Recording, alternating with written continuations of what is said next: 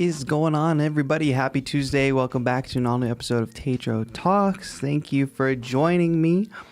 We're here every single Tuesday, as you know, either doing interviews with amazing, cool people from the music industry, people that make instruments, other content creators, other musicians, or you all get to be the guest, which is the case today. We're having a call-in show where we talk about some of the more philosophical side of, being a creative, being a home studio music producer.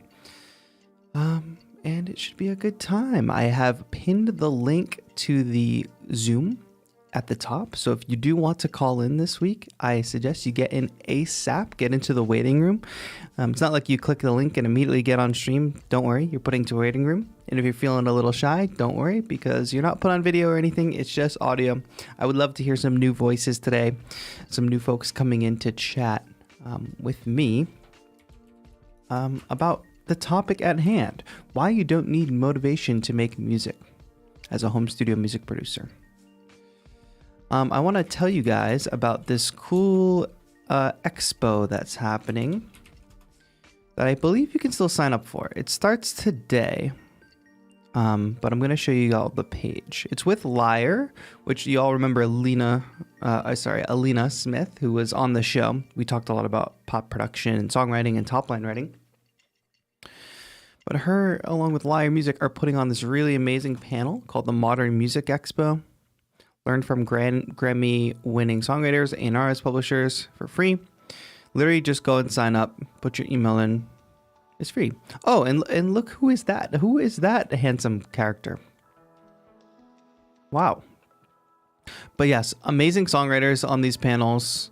I did a panel on social media and building a platform with LNA, who is a really great content creator. You should all go check out. LNA does audio stuff. But yes, people with lots of great credits, people with a lot of great insider knowledge, you should sign up for this. And I believe it all gets delivered via email. So just go to lyreofficial.com/expo, I think is the easiest way. Check it out. It's worth checking out for sure.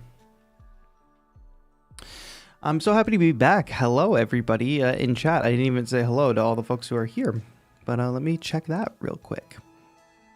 Common Beats is off to the Blackpool game. Good, go Blackpool. That's what I have to say, knowing nothing about sports. I'm throwing the Zoom link in chat right now. Go ahead and click that. Get into the waiting room so you can call in. We're going to keep it to a tight hour probably today, so get ready. William C. Beckham, Dev Jonah, thank you for being here. Kale Salad, SDK, Silverback, Orangutan. Interesting. My mom and dad are in the chat. Guillermo, what's good? Taylor Marshall, Rashane, hello. Ray Calvin, welcome. Amelia says, no, not able to watch this now. I'll be sure to catch up tomorrow. Yes, it's always good to watch later. If you are watching later, leave a comment on the video and say hi. Ed Oyama is here, of course. Hope everything's good with the new baby. Those obvious talks. What's good? It says TAETRO's live notifications makes my day. Thank you. I appreciate that. Virginius Maximus. Hey, it's me, Justin Bieber. Ask me anything. Justin, call in. The Zoom link is there. Gary, hello. Larry Duke. Shout out to all the members. We did recently surpass 200 members, so thank you all for supporting the channel. Star Stuff, Groovius Maximus, Synth Tanked, Emmett De Silva, what's up? Kyle Gray Young, hello. And then I'm losing track of the chat because it just reset. But hello, Lisa P. Thanks, everybody. Oh, Ed says there's bomb giveaways at the Modern Music Expo, too. Don't enter so I can win all the plugins. You heard him. Don't enter. I don't understand the prompt. Well, let's talk about the title of this video. I was thinking about this a lot. It's something I always actually get asked. TAETRO, how do you stay motivated? How do you make music all the time? What keeps you going? What happens when you just don't want to do it? And then Joseph McCaffrey, philosophical advisor to the show, manager of this whole thing, watches Dr. K, which I don't know if you all know who Dr. K is, but he's like a Harvard psychologist. I don't want to get it wrong. Very smart guy, but works in the gaming space with gamers and their mental health and psychology around that.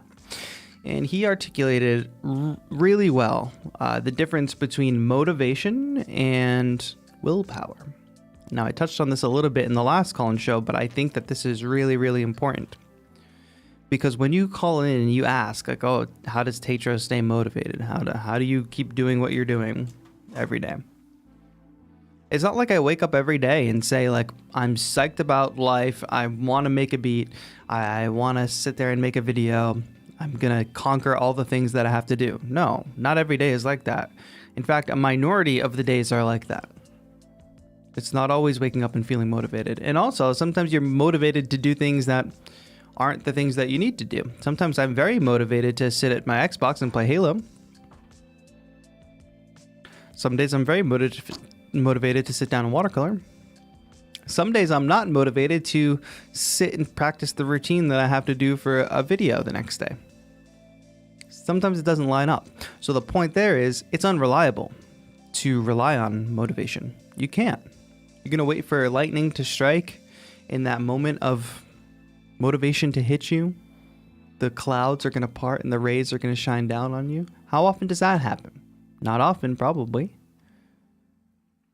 So you have to build up your own self-discipline and motivation. I see somebody in the chat saying consistency. I don't think that's an important part too. I don't think you can leave out consistency. But it really does come down to willpower and the discipline you set for yourself. You have to come up with a sort of standard of what you're going to get done. Like your standard for what a good day is, your standard for what a productive day is. And once you build up the habit, you know, what do they say? It takes 30 days to build a habit, 31 days. Once you build up that standard or that habit of like, okay, this is what a good day is, this is what it takes to accomplish my goals, this is what it takes to get it done, and you're pushing through, you're not motivated for 31 days straight, but you're doing it anyway. At the end of that 31 days, you've set kind of this standard, this discipline for yourself. And what I found is I sort of tried to build on that. So I've always had to push my willpower. I'm not a very intrinsically motivated person. I'm a procrastinator. I can be very lazy. However, my threshold for what is a good day and what is my standard for getting done, the sheer amount of things that I need to get done in a day, is very, very high. But it didn't always start there. It used to be like down here. Sometimes we lull ourselves into thinking one small accomplishment is enough. It's enough for the day. And at the start, that's okay. If that's where you're at, start. One small accomplishment. You're going to discipline yourself. You're going to get in. You're going to do that every single day. But after a month, 2 months, 3 months, you need to push yourself to do a little bit more. And then you start stacking these little things. Once you do that, you're doing 10 times the amount you could do 3 months ago, 6 months ago. It's building up this discipline, and suddenly it's easy. In 6 months, 12 months, it's easy to do this, to push yourself beyond what you could do 12 months ago. And this is all within what makes you happy too, right? Has to do with what do you actually want to get done? What actually makes you happy? If getting music out and creating content, making videos like I do, or making music like I do, if that's something that you see yourself doing and that makes you happy, and you're not getting there, you're not doing the things that it takes to make you happy, then that's the people that this talk is for. It's not for the people who are totally content in life. You know, I do have days where I watch video games, where I play video games, where I watch movies, where I do whatever I want. Other days, I'm just putting in the work. William C. Beckham. So being that, if that's the topic, and if motivation and willpower, and my name is Will, no pun intended, if you're not motivated most days, why motivate us or inspire us to make music? That's totally different. We all have a grand mission, like the motivation, like the grand mission, right? We get 100 years on the earth, maybe, I hope, 100 years on the earth. To me, the world is a better place with more artists. I found that I like to pass on what I know in creating things to other people. That's not necessarily something I need motivation for. That's like such a big thing. But I do have the discipline to know that I have this show every single day. I do have the willpower to do this show every day. And not every day, every Tuesday. And on some level, I actually do pretty much feel motivated most Tuesdays to come do this because I see all of you in chat. I'm having a good time. and it's fun to do this. However, it's not like every day, every Tuesday I wake up and I'm like, yes, get to do TAETRO talks today. This is the thing I'm living for. Like, that's the reality check. Like, it's not that. It's definitely not that. But I do have the discipline to show up every Tuesday, and that's why a lot of you are here, because I have been consistent. Because you know you can show up every Tuesday and come to a show like this, and maybe it feels good, or maybe you learn something, or whatever. But I need the discipline to do that. I need the willpower. Like, it's not just motivation. If I strictly relied on motivation, when I woke up this morning, perfect example, Joseph McCaffrey taking his trip back to the East Coast. I drove him to the airport this morning, 5 a.m. Now, my motivation when I got back from the airport was to sleep in my bed until I possibly woke up. My motivation was to sleep. Instead, I had the willpower to set my alarm and say, no, I have the show to do. And it's like a no-brainer. It's not even like a decision point. I didn't have to sit there and make the decision, even though I was motivated just to sleep all morning. I wasn't motivated to come do the show. I have the discipline to say I'm going to set my alarm and come do the show. Doesn't mean I don't like doing the show. Just because you don't have motivation to do something in the moment doesn't mean you don't want to do it in the grand scheme of things. It just means you don't have motivation in the moment. That's why motivation is not reliable. That's why you need willpower and you need discipline. Getting started is the hardest part, says Ray Calvin. I agree. What you get into with you, remember the joy that it brings you. But the thing about getting started is the hardest part. It's like the literal act of getting started. So if you just push yourself, oh, I'm not going to make a whole beat today. I'm just going to write one drum loop. And you sit at your computer and write one drum loop. By the time you've written that one drum loop, you're putting chords on it. Then you're putting a melody on it. Then you're putting a bass line on it. And now suddenly you have a bass. Like, it spirals. So you just have to trick your brain. There's lots of ways you can trick your brain into this thing. But it's not just for me to just sit here and talk all day, even though I feel like I could. Feel free to keep asking questions in the chat, by the way, or just like making comments. I'm going to try to respond to as many as I can. I'm often lazy to work on something, but just tell myself to get started and see where it goes, which seems to work fairly well. Gary puts it very well. Yeah, just getting started. Act of getting started. A good thing is to not think so much about what you're going to do, but just go and do it. Yes, you don't want to spend a lot of time agonizing over that decision point. All right, folks, if you want to talk about this topic or other like similar kind of topics, fantastic. Call into the show. I want to hear some fresh voices today. Let's talk. OG Music says, who is your inspiration? You guys all inspire me for sure. My friends and family inspire me. Many other musicians inspire me. The entire K-pop industry inspires me. Dark Clay says, thank you for all of your content. I feel like I've been learning so much from you. I'm glad to hear that, Dark. I'm hoping when I do these kinds of streams, these are all things that we know to be truths for the most part. These are all, like, if you're listening and it rings true, it could be that you already know some of the things that I've said, or you already understand some of the things that I've said. You've heard them before maybe, or you've thought them yourself. But sometimes just hearing another person say them is the thing that can propel you forward. We're going to start getting into calls. So if you haven't yet, click the Zoom link. The Zoom link is also pinned to the top. And I'm going to get our good friend Drunk Bishop in here to chat. Make sure you mute the stream when I bring you into the call, by the way. Drunk Bishop, hello. How are you? I can. Give me 1 second because I have to change my output. Okay, now I'll go ahead and talk. Hey, what's up? Perfect. Welcome to the show. How are you? I'm doing all right, man. How are you today? I am doing great. It's a good day. It's going to be a great week, and I'm happy to be here.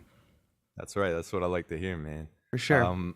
I wanted to talk about, like, first of all, I know everybody else in chat's probably like, I love this topic right now because it covers mental health. It covers, like, totally a lot of relatable things. And where I fit in on this conversation is how my taste changes so much, man. Like, sure. This week's ADSR challenge, I'm sitting here, like, 3 days ago, I was like hot. I was like, I'm gonna make a drum and bass beat. Right. And then I just hit a wall because I was like looking at all of my ideas and stuff. And then, you know, that faithful this is garbage kind of comes around, Of and I'm course. like, Yeah. the sounds, the sounds and vibes I was chasing, like the next week I just for some reason just don't feel the same way, and that like Yeah. it gets me so down, and I'm like, what do I do? Like I'm so stuck. Like, is this garbage, or am I just weird and changing from week to week? Because the next week I might come back and love it Right. and hit the For ground sure. running. Like, But if you what do you do understand, when you go ahead. what do you do when you're faced with those like in the moment, you know, judgments? Yeah. I think it's a few things. First of all, not to say that your beat is garbage. I haven't heard it, but it could very well, it could be garbage. There's always that possibility. You always have that in our heads.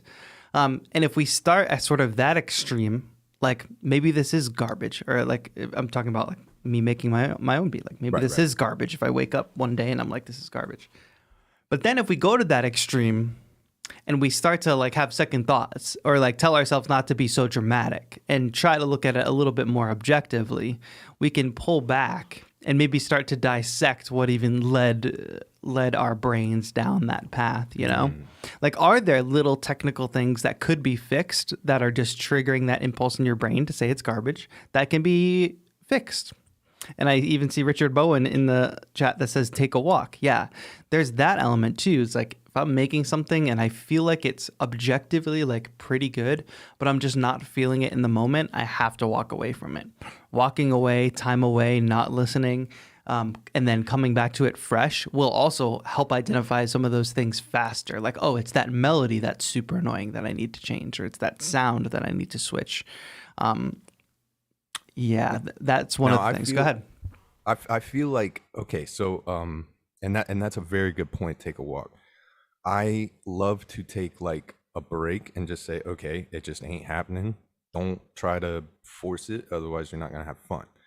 I do take the walk. I do like hardcore listening things to try to get like motivated. Like, oh, this song has totally got me inspired. Sure. But I feel like my proverbial walks take a little bit too long. Like, when do I come home and you know what I mean? Like in my brain, when do I come back? And then like, when do you start to feel the vibe again? Like, Well, I don't know. here's the thing. Sometimes the vibe can disappear and it can never come back. Sometimes. I say that's probably rarely. But if you've seen what I was doing, what I've been doing for this year, which is like reviewing all the music that I've made within a month and then putting it into a full, like really separating it and saying, this stuff is going in the good stuff folder and this is the stuff that I'm going to revisit when it's time to finish. And all this other stuff is just extra. I'm never going to revisit this, most likely. 99.9% I'm not going to revisit.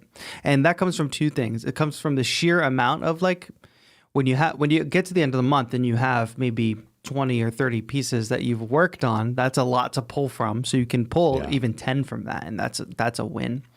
But then That's like an album. yeah, exactly. But they might not all go together. They might all be different genres, like for me at least. So like there's that. There's like sheer like quantity, because when you're throwing a bunch of stuff at the wall to see what sticks, like the more you throw at the wall, the more you have a chance of something sticking, you know?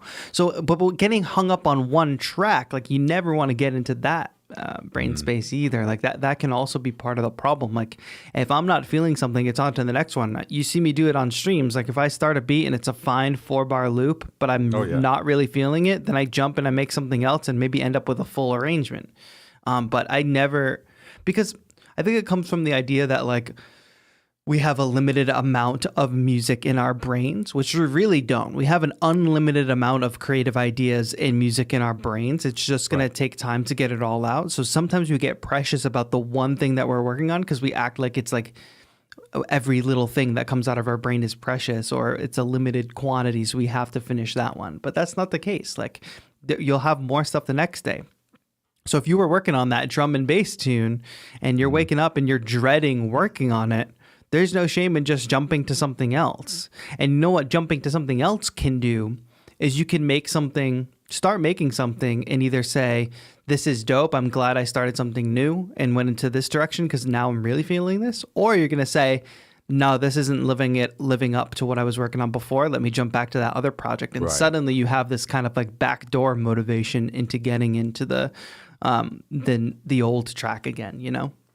What about like the will? What about like separating the motivation and the will? Like, say, let's say, like, because I don't want to beat a dead horse on a track, you know, Totally. but I also want to say, no, you can do this, you can do this, you can do this. But at some point, you're like, oh, this track is just not fun, man. Like, so you know, like, at what point am I giving it up or giving up too easy, or am I, you know, actually just being smart and saying, okay, let's just put that to the side and move on? Like, Well, it's crazy because like I never really have the thought of like, man, this track. If I ever have the thought of like, man, this track is just not fun, or I just like don't like this track, I just immediately move on. Like that's not, to me, it's not necessarily a discipline thing, but you might have to be careful because if that's happening like a lot, you might be like suffering from that skill gap of like exactly. your skills aren't quite living up to what your vision is, and you might have to go into like heavy skill building for a bit and not necessarily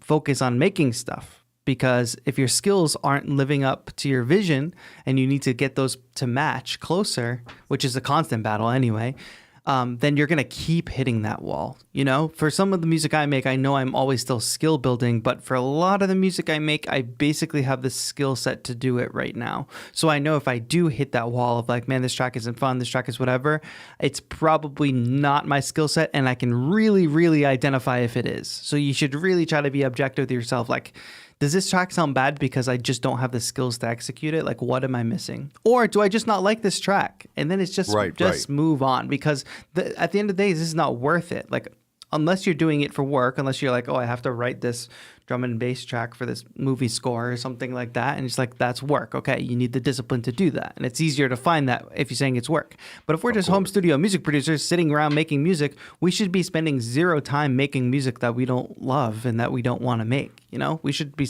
just spending 100% of our time trying to find that sound and that music. And sometimes it comes down to honing your sound as well. Like I've spent a lot of the time over the past year, like honing this like specific lo-fi sound that I've been trying to achieve.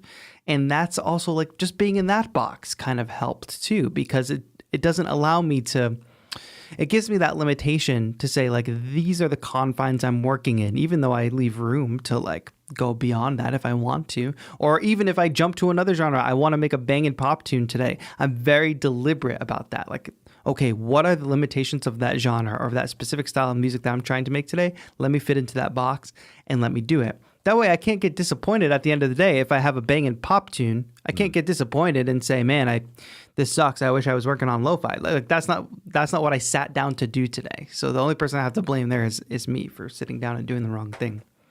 That's so interesting, because I feel like for me, like I came from this open sandbox of knowing like no quote unquote rules and stuff like that, to now I'm like, okay, I'm making this genre, I gotta do this, can't really do that. And like I don't know, I think that's what's going on, is like I'm trying to limit myself more than I really am limited. Yes, and the faster you do that, the faster you will progress, because what I think we heard, especially in the latest track review stream, is a lot of people, especially when you're a beginner. I was trying to think about this. I was talking to Joe about this, and he said it very smart. Like if I go to, he was talking about playing hockey. If I'm going to learn to play hockey, I'm not going to go to the ice skating rink and say, there's no rules. I am going to make up my own way to play hockey. I am going to skate. Like I'm not going to pay attention to how anybody else is skating. I'm going to make up my own way to ice skate. I'm going to make up my own rules of the game, and I'm going to do whatever. And it's like, that's fine if you're just going to the ice skating rink by yourself. But if you're going and you're playing a hockey game with other people, everybody's going to be like, what the hell are you doing? What are you doing, man? Exactly. So I don't know. There's this impulse in music, I guess, because it's like art, like because sometimes we think of it as a little bit too much like that stereotypical art in air quotes, that like I'm gonna learn music and I'm gonna do literally whatever I want, and I'm gonna do it my own way because it's creative expression. And you know, with peace and love, if you want to do that, you can do that and go hole up in your studio and don't release music to anybody. But when you start putting out music and asking people to listen to it and seeing if people enjoy it, it's like showing up to the hockey game and saying like, I'm going to make up my own rules. I'm going to skate my own way and I'm going to do whatever the hell I want. It's like, no, like there's already rules. Like Some of this is solved. Like some of the basic foundations of rhythm and harmony and melody, like that's all solved already. There's a common acceptance that these are, standards, right? Right, And of right, course, right. the way we progress is like break out of those standards and do other things. But it's always like, you notice like when genres evolve or when music evolves, like it's always within the confines of a genre plus this. It's like these common things that we recognize plus a little something extra, or without that one element. Like it's always like one step removed. It's never just like get every ingredient in your kitchen, throw it in a mixing bowl, and put it in the oven for 30 minutes, which I feel like that's so much of what we do as beginners, right? Because we're trying to learn all the tools. So then we start using all the tools at once. And then you boil that down to a genre. And that's where I think I have grown the most, is boiling it down to a genre and focusing and being very deliberate about what are the elements that make this genre. Sure, those are all great. What's the little TAETRO secret ingredient that I can add to that, but within the confines of the genre? So people that are new can come in and listen to it and recognize it within that genre and have some familiarity. But then they can also get to know like what is the like TAETRO secret ingredient, what makes it slightly different and not just stereotypical like clone music. So that's why I say, like, if you're feeling that way, like put more and more limitations on yourself, work in a specific genre, study like artists that you really love, and make a rule set. Like, I love this artist, these are the instruments they use, this is the typical strong song structure from one of their tracks. Like literally write down those rules and then make a track based on those rules. And then if something organically happens within that process, you're going to say, I'm going to break that rule, or I'm going to add this instead of that.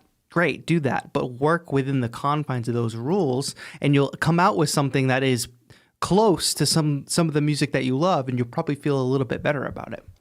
And at least recognize when you're what it is what envelope you are pushing and what quote unquote rule you are breaking. Exactly.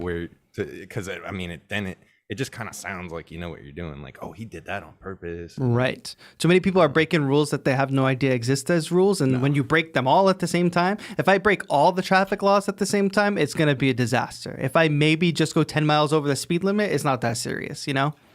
You said that on one of the streams. It may have been a call-in show or something, but it was something like, you don't know enough to do all this, like to be avant-garde and like be the leading different guy. Like you don't even know basic, A from a B flat, like all this stuff. Like, you know what I mean? Like some people do these things because they understand fully like what it is they're doing and what things they're breaking and what, like, you know what I mean? And it's just some like me, I'm trying to do exactly what you're saying. Like I'm trying to get learned. You know what I mean? Totally. You should go head first into that because that will help so much. Absolutely, yeah. But you know what's easier? This is the problem. This is the trap that people fall into. Love that avant-garde stuff, that way out there stuff. Oh, that stuff that sounds crazy. But you know why people think that they love it and they want to do that? Is because they think it requires little skill. They think it's like easy to achieve. Like, oh, those people don't care about the rules, so I'm just going to make music where I don't care about the rules. But what they don't understand is like, no, those people understand all the rules and are intentionally breaking them in ways that is cool, like that makes sense.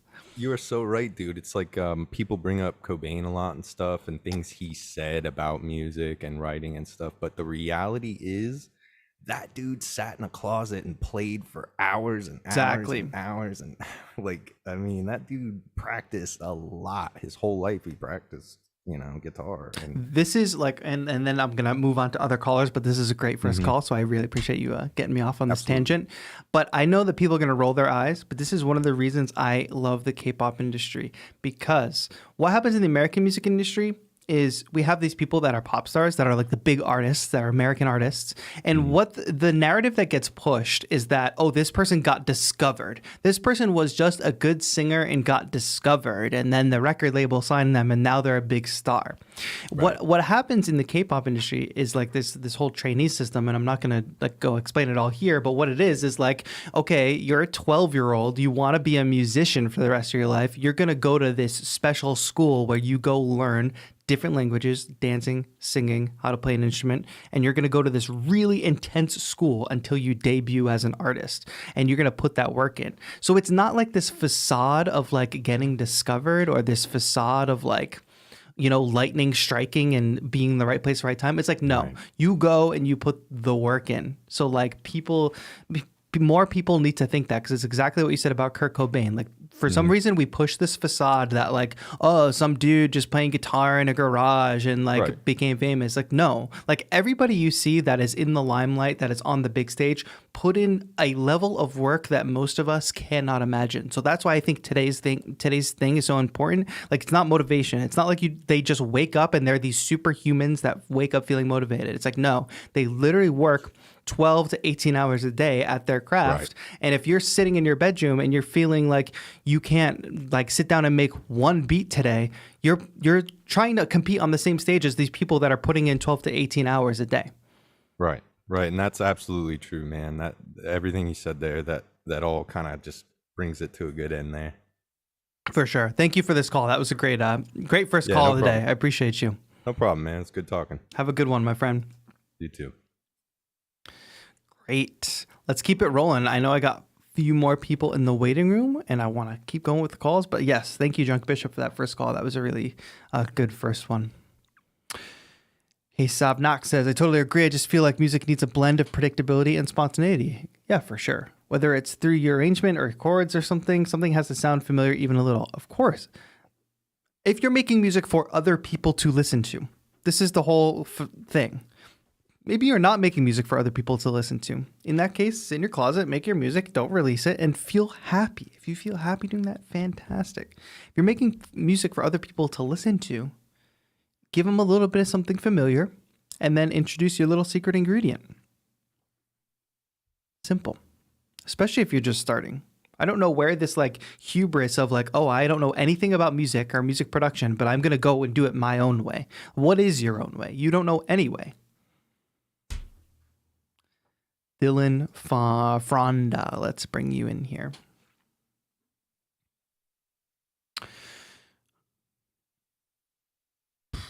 Dylan is entering. Hello, Dylan. How are you? Hi, Dylan. Can you hear me? Hi. Yeah, I'm just muting. I just muted the stream. All right, perfect. Thank you for calling in. Thank you. Am I on? You are on. Welcome to the show.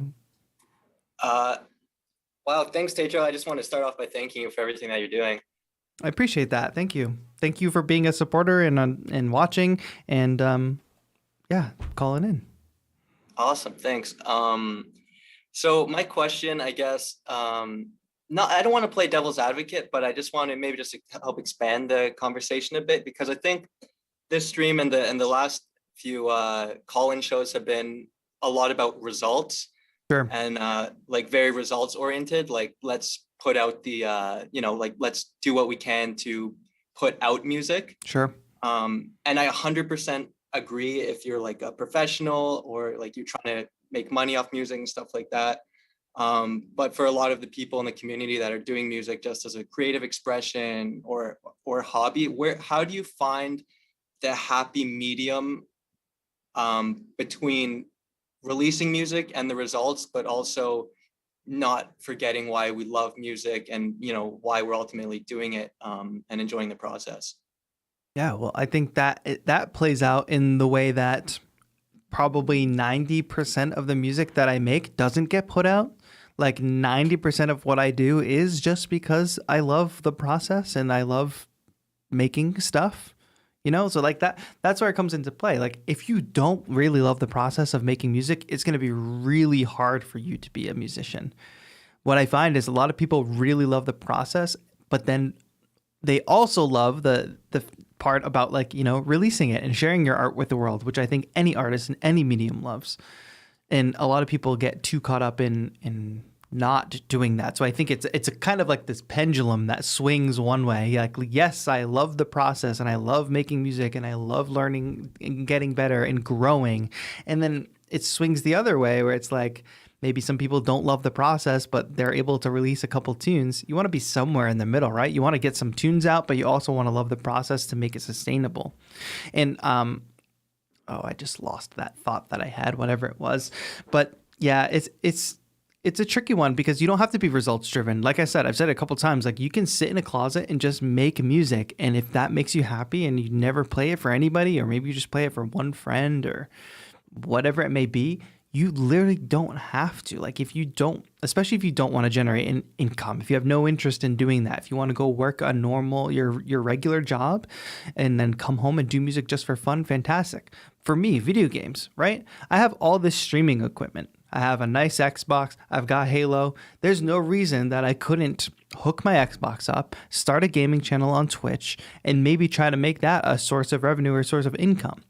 But I don't really have an interest in doing that. I'm perfectly content with playing Halo as like a hobby. You know what I mean?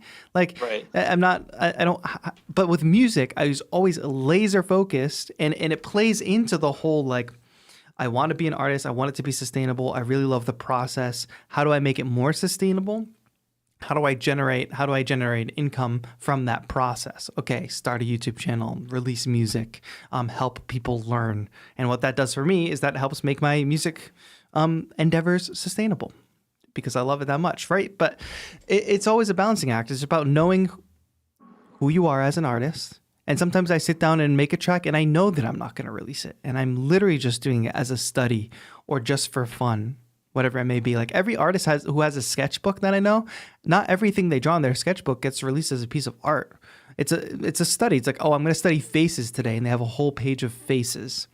It's not because like not literally everything you work on has to go out and get released. Sometimes it is just to learn. Sometimes it is just to grow. And sometimes it is just like I'm watercolor painting now. And I haven't in the last week because I've been so busy. But like I'm not doing that so I can put it in a gallery or so I can start an art career. I'm doing it because I'm sitting and loving the process of doing that. I think with music, because I started kind of young and I kind of understood it as this like intrinsic thing in me that I had the time to build it up, get to know the process, get to love the process, and then build on top of that. So go beyond just the like hobby, try to turn it into a career, that sort of thing. So it's a very intentional focus. And you can either have that or not have that. It's totally fine if you do not have that. Just be intentional one way or the other. Oh, thank you. That was such a great answer. And it's great to hear that you're still loving it. Of course, yeah. Yeah, I guess it depends where you start from too, because some people, you know, like you said, you've been doing music for so long, but some people might start from a place where they're already trying to, you know, get the validation and make something out of it before they even, you know, they've been only doing it for a few months. They don't even know really if you love it or something like that. Totally. So yeah, because on the flip side, like I'm in this Facebook group about like gear and stuff like that. And I saw this guy posted a picture. He said, I need help. And it's this picture of a studio with like 10 synths and probably, you know, $20,000 worth of equipment and stuff. And he said, help me guys. I have no inspiration to make music. It's sad. It's super sad. I've been doing this for 20 years, he said. And I realized it was never about the music. It was about the gear. It was about the posting. It was about the validation. It was about the attention. And he just had that realization 20 years later. So like, you know, trying to not get caught up in that, but also being productive at the same time. It's a perfect example because you know what? 20 years ago, that same dude could have been like, I don't really care that much making music. I just have a little fun doing it, but I really love this gear and I really love being a collector. Like think about people who collect baseball cards. What the hell do you do with baseball cards? You buy them, you sell them, you look at them, you put them on display, you flex. Like it is about the validation basically. Like the whole collecting thing is kind of about like outward appearances and like owning something cool. There's no problem with doing that in the synth world or in the music world. But what you don't want to get caught up in is that situation where you're tricking yourself into thinking you love music and you love making music and whatever. And then suddenly you have thousands and thousands of dollars worth of gear and you realize you kind of just love the gear. But like, it's up to you. Like, who am I to say if you love gear, buy $20,000 worth of synths that you maybe play once a month. And if that makes you happy, great. Just have the like right mindset around that and like your own like self-awareness to say like, this is why I'm doing this. And then if anybody asks, you don't have to feel some type of way. You don't have to make up some kind of answer that you feel like validates you. Like I say it over and over again, we have 100 years on the planet, maybe. Just literally just be honest about the things that you like and the things that you want to do, and just do them regardless. Like if you think that somebody's going to look down on you because you own $20,000 worth of gear, but you only sit to make music once a month or once every 3 months, who cares? It's literally your life. Like if that's what you enjoy doing, do it the way you enjoy it, not based on some like Exactly, yeah. cultural thing. And it goes both. That's why I'm saying it goes both ways. So I talk about motivation, discipline, how people should put in the work and grow. I'm talking to the people who have made the conscious decision to say like, I want to be like a professional musician, or I want to get better at making music. I want to release music. I want to try to make a go of this. That's who I'm really talking to. And, Right. and I don't want to get caught up in like people think like they have to think like that. You absolutely don't. Like I want to empower people to make their own choices in life. And more often than that, we get pushed away from that. Like we get pushed away from having a career in the music industry or like following our dreams. So I try to redirect those people. Other people Definitely. like the guy in the synth form, you know, it's the other direction, which is totally valid. Right. Yeah. There's a lot of self-deception, and sometimes it's hard to know, but I guess it's a lifelong journey too. So Sometimes it's hard to know, and sometimes it changes, and sometimes you just got to embrace that change too. awesome. Thanks so much. I'll let the other callers get in, but thanks for everything you do again. Thank you so much. I really appreciate it. Thank you for the call. All right. Take care. Have a good one. Chat, I missed a new member, didn't I? Yes. The David Matthews is now a member. Welcome, David Matthews. Potentially of the Dave Matthews Band. Who could say? I didn't know he went by David, but thank you for becoming a member, David Matthews. Connect your Discord and your YouTube, and you can now become a part of our Discord community. I dropped my sea glass and it's gone forever. I always need like a little thing to fidget with. It's gone. Anyway, we have more calls to go. Thank you all for hanging out with us today. I should say this is brought to you by 343 Labs, a new, not new, but we've been around a while, an electronic music school based in Berlin, New York, and online. So we have talked a little bit about skill building here. And 343 Labs has a lot of great courses if you are like, if you're like, man, my music's great, but my mix sucks or my master sucks. Or if you're like, I really want to dive into this genre, or man, Ableton Live is a monster. How can I even freaking learn this? Well, they've got experts, Ableton certified trainers, all that good stuff. So 343labs.com, check out the courses there. It's a lot cheaper than going to freaking college and getting a degree and taking classes you don't care about. You'll actually learn the skills. That's the difference at 343 Labs. Like you're going to learn like actual skills that you need to make music, rather than sitting in an English class or a math class or like learning a genre you don't really care about. 343labs.com. Consider checking it out. And we've got more things coming with 343 TV, more presenters starting in September, but we've got a nice August schedule that we'll announce soon. Some cool performances and tutorials and like even feedback sessions with one of the instructors. So stay tuned for that. Weasel Party. These are AI headphones. Let's get Emmett in here. I really wish I didn't drop that sea glass. Emmett. How's it going, Emmett? Welcome to the show. I'm good. How are you? Thank you. I am great. Is this your first time you've called in, or have you called in before? I've called in twice before. Oh. Once was like 2 years ago. A while and then ago. Yeah. A month ago, and then now. Amazing. Well, thanks so much for calling back into the show. How are you? Problem. I'm great. I'm good. Yeah.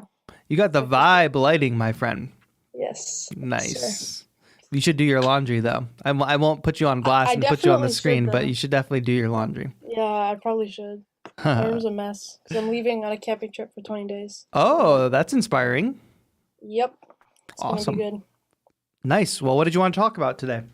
Yeah, well, basically the prompt, my breaking point, and the first call actually, my breaking point is when I make a track and then I have to change something because like it doesn't work, right? Or I have to add something, Revisions, yes, of course. and then everything else like dies, like it doesn't work anymore.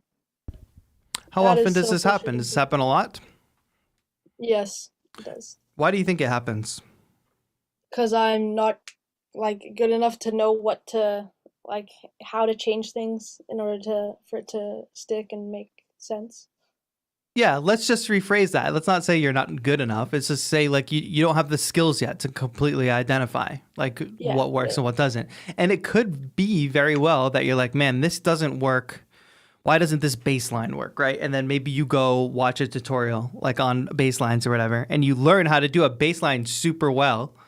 And then once you put that bass line in there that you really know how to do, everything else sounds bad because you haven't watched the tutorial on how to do every other one of those things. You know, that's Yeah. what it is. Like that's your skill and your vision, like all being in different places and all being all over the place. And you're super young, right? Yes, yeah. I'm 13. You're 13, so like you have like so much time. What I would say is don't get too caught up in, and don't be too dramatic with yourself about saying like, oh, I did this and it ruined the whole thing.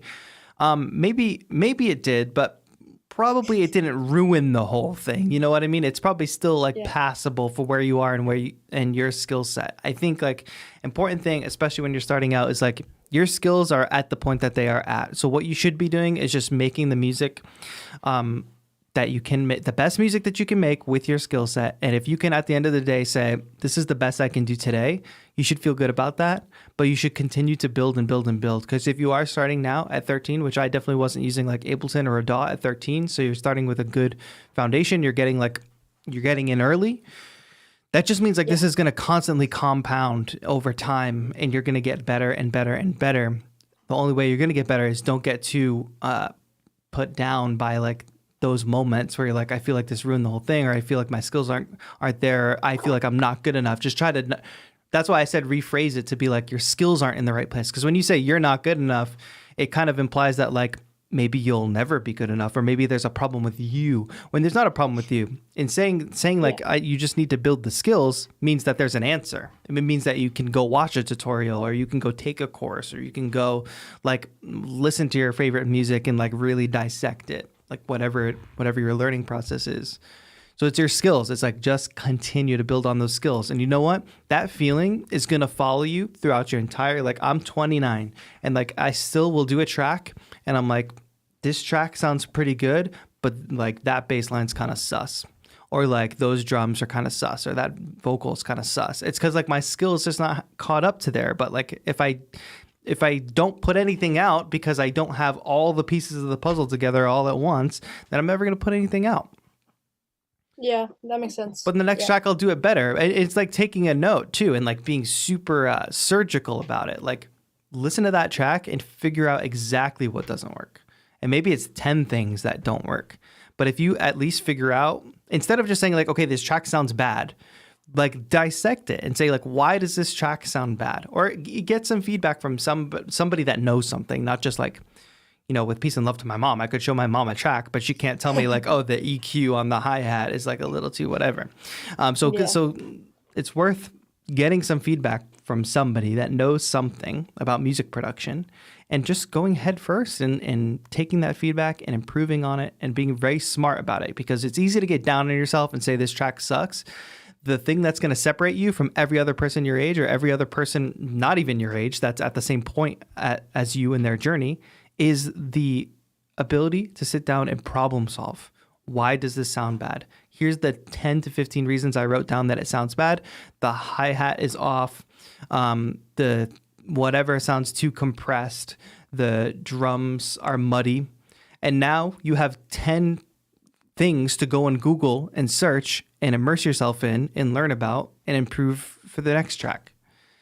And that takes a lot of time. The thing about that is you're not going to watch 10 tutorials in one day and really be that productive with it. You're going to spend 1 week figuring out like, okay, my drums are muddy. I'm going to watch all the best drum mixing tutorials on YouTube right now. And I'm going to take notes, and then I'm going to sit down and I'm going to do a track where I'm just studying drum mix. Like it's a study of drum mixing. Like that's one thing that's missing from music production education. It's like, in art, you do studies. You go, you draw a figure. You do figure drawing. You're doing a face study. You're doing like arm drawing. Like you're doing like the muscles or whatever. You're literally just studying those aspects. With music, it's like we just sit down and make a track. And it's like, okay, I made a track, but like what was my focus? Like I'm trying to learn. So sit and make a track on the specific issue at hand. Like make it a track, but you know that the main focus is like, okay, the drums are too muddy. This track I'm focusing on drum mixing. So that when you sit down and you do it, you're like, these drums sound great now. Maybe everything else sounds like garbage or not as good as the drums. However, that wasn't your focus. So you can move on to the next track, tackle the next issue, but now you have drum mixing under your belt. You're taking every lesson forward. And as you do that, you're just like collecting these lessons, putting them in your back pocket, and it stacks. So your music gets better and better and better. So hopefully you have less of those moments that you described where it's like, man, I changed one thing. I learned how to do this one thing good, but now the rest of the track sounds bad. It's going to be like that for a little while until it's like, oh, I changed these 2 things, or I changed these 5 things. Oh, now there's only 2 more things left to change in the track. So I changed all 7 things, and now the track sounds great. But don't forget that it will follow you no matter what, because your skills are going to keep growing and your vision is going to keep growing as well. So you may get, in 1 year from now, you're going to be 10 times better than you are right now. But your vision is going to be 1 to 3 to 5 years out. You're going to see where you could be in 5 years, and your skills aren't going to match up to that vision. So you're going to constantly chase the vision. But that's going to be all the way through. That's me too. And that's how you keep growing. Your vision is always ahead of your skills. You keep that up, and then you just build the skill as much as possible. Don't stop. Don't get discouraged by the fact that your skills aren't where your vision are, because you have a vision. You want to be further along than you are. You're always going to have a vision that supersedes your skills. You should have that. You should have that feeling. So don't let it get you down. Yeah, thank you. That makes sense. A lot of sense. But I have one more question. Sure. And it's about lo-fi music. Let's hear it. So I know obviously you make lo-fi, but basically when I make a beat, I EQ everything. Like I put low pass, high pass, Yeah. But then everything, okay, it's not like the lo-fi where it's like peace of mind. It's very like calm and nice. It's like lo-fi that's very somber and dark. Sure. And it's like I want a bright element, but I don't want it to get out of that like lo-fi genre. It sounds like you understand the problem. Yeah, but I don't know how to like do it in which it makes like in which it works, Have you heard this done before? Yeah, like with your stuff. Sure. Okay. If you're saying with my stuff, then you need to go listen to my tracks. And when there's a moment where it's like, oh, it has this bright thing in it, even though it's kind of like dark and moody, what is that thing? You don't need me to tell you that thing. The best way you're going to be able to like execute this kind of vision is by like being super independent and like just using your brain and problem solving. Like there's no magic thing that I can tell you that I'll say like, this is what I do, but it is like literally just listen to it and you're like, okay, that melody line, that's the kind of thing I want to put on top of my tracks. What is it doing? Is it ascending or is it descending? What kind of instrument is it? Is it a synth? What kind of synth is it? Is it a sine synth, a saw synth, or is it a sampled instrument like a vocal sample or a string instrument? Like you can answer literally all of those questions. It's not like secret. It's like not behind a wall. Like art, you can look at it. I can say that's a picture of a person and there's this shade over here and that shade over there. Music, you can listen to it and say drums, strings, bass, vocal sample. You could do that. I mean, and I'm sure there's nitty gritty stuff, but like, that I do like hundreds of live streams too.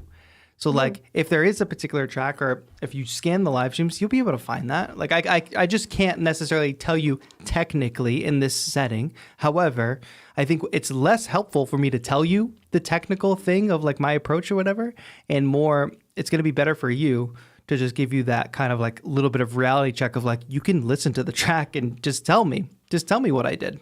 Describe it. Yeah. Figure out the instrument. If you can't figure out the instrument, go scan one of my live streams and like literally like hit pause when I open my plugin window or like whatever, and you'll be able to see like everything I do is open source. You can literally watch my whole process and see what I do.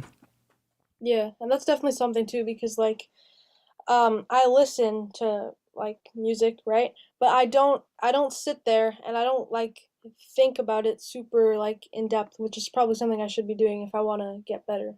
You should 100% do that.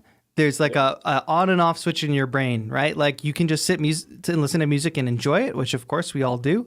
And then there's a little something that starts to happen once we start making music, when we can kind of see like the matrix, like you can kind of see the code behind it all. So have those moments where yes, you're sitting and enjoying it. Also have those moments where you like sit with your phone and like literally you're listening to it and you're taking a note. You're taking notes on the structure, the sound design, the particular instrumentation, literally take those notes. Like, it's all available to you. And if that's also how you figure out what you can't identify. You're like, man, something's happening in this section and I can't articulate what it is. And that's how you figure out what you need to learn. It's like, I talk about sidechain compression all the time. Oh, there's this thing that happens in this track where everything's pumping with the kick drum. What the hell is that? And then you do a simple Google search. In 5 minutes, you've learned about sidechain. That's just one example, but you'll stumble across things like that. But most of it is front and center. It's like, oh, he does a lead. What kind of lead is it? It's a high violin.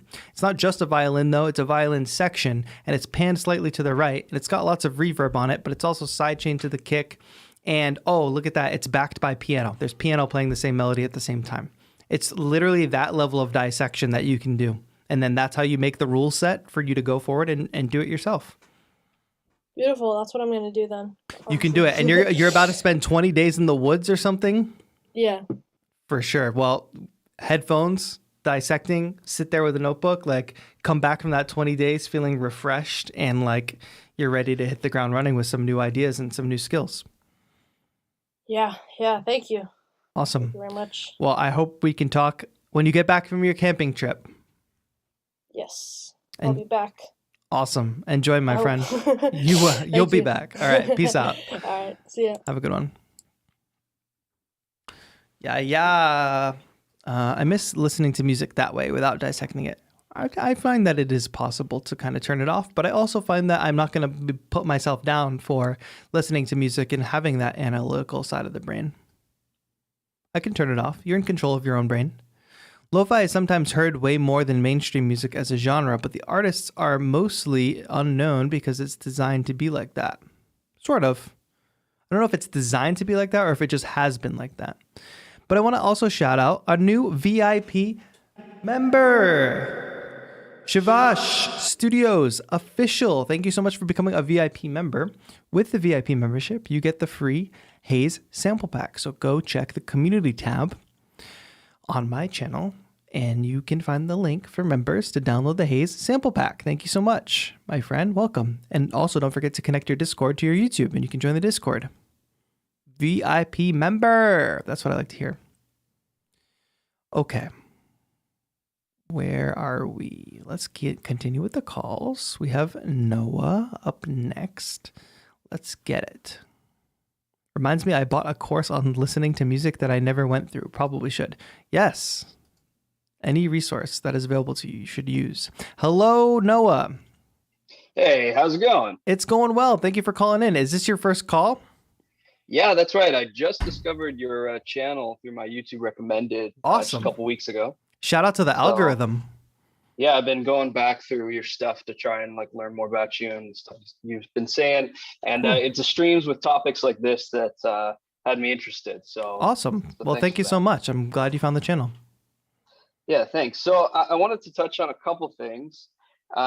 Firstly, I'm a pretty light hobby musician.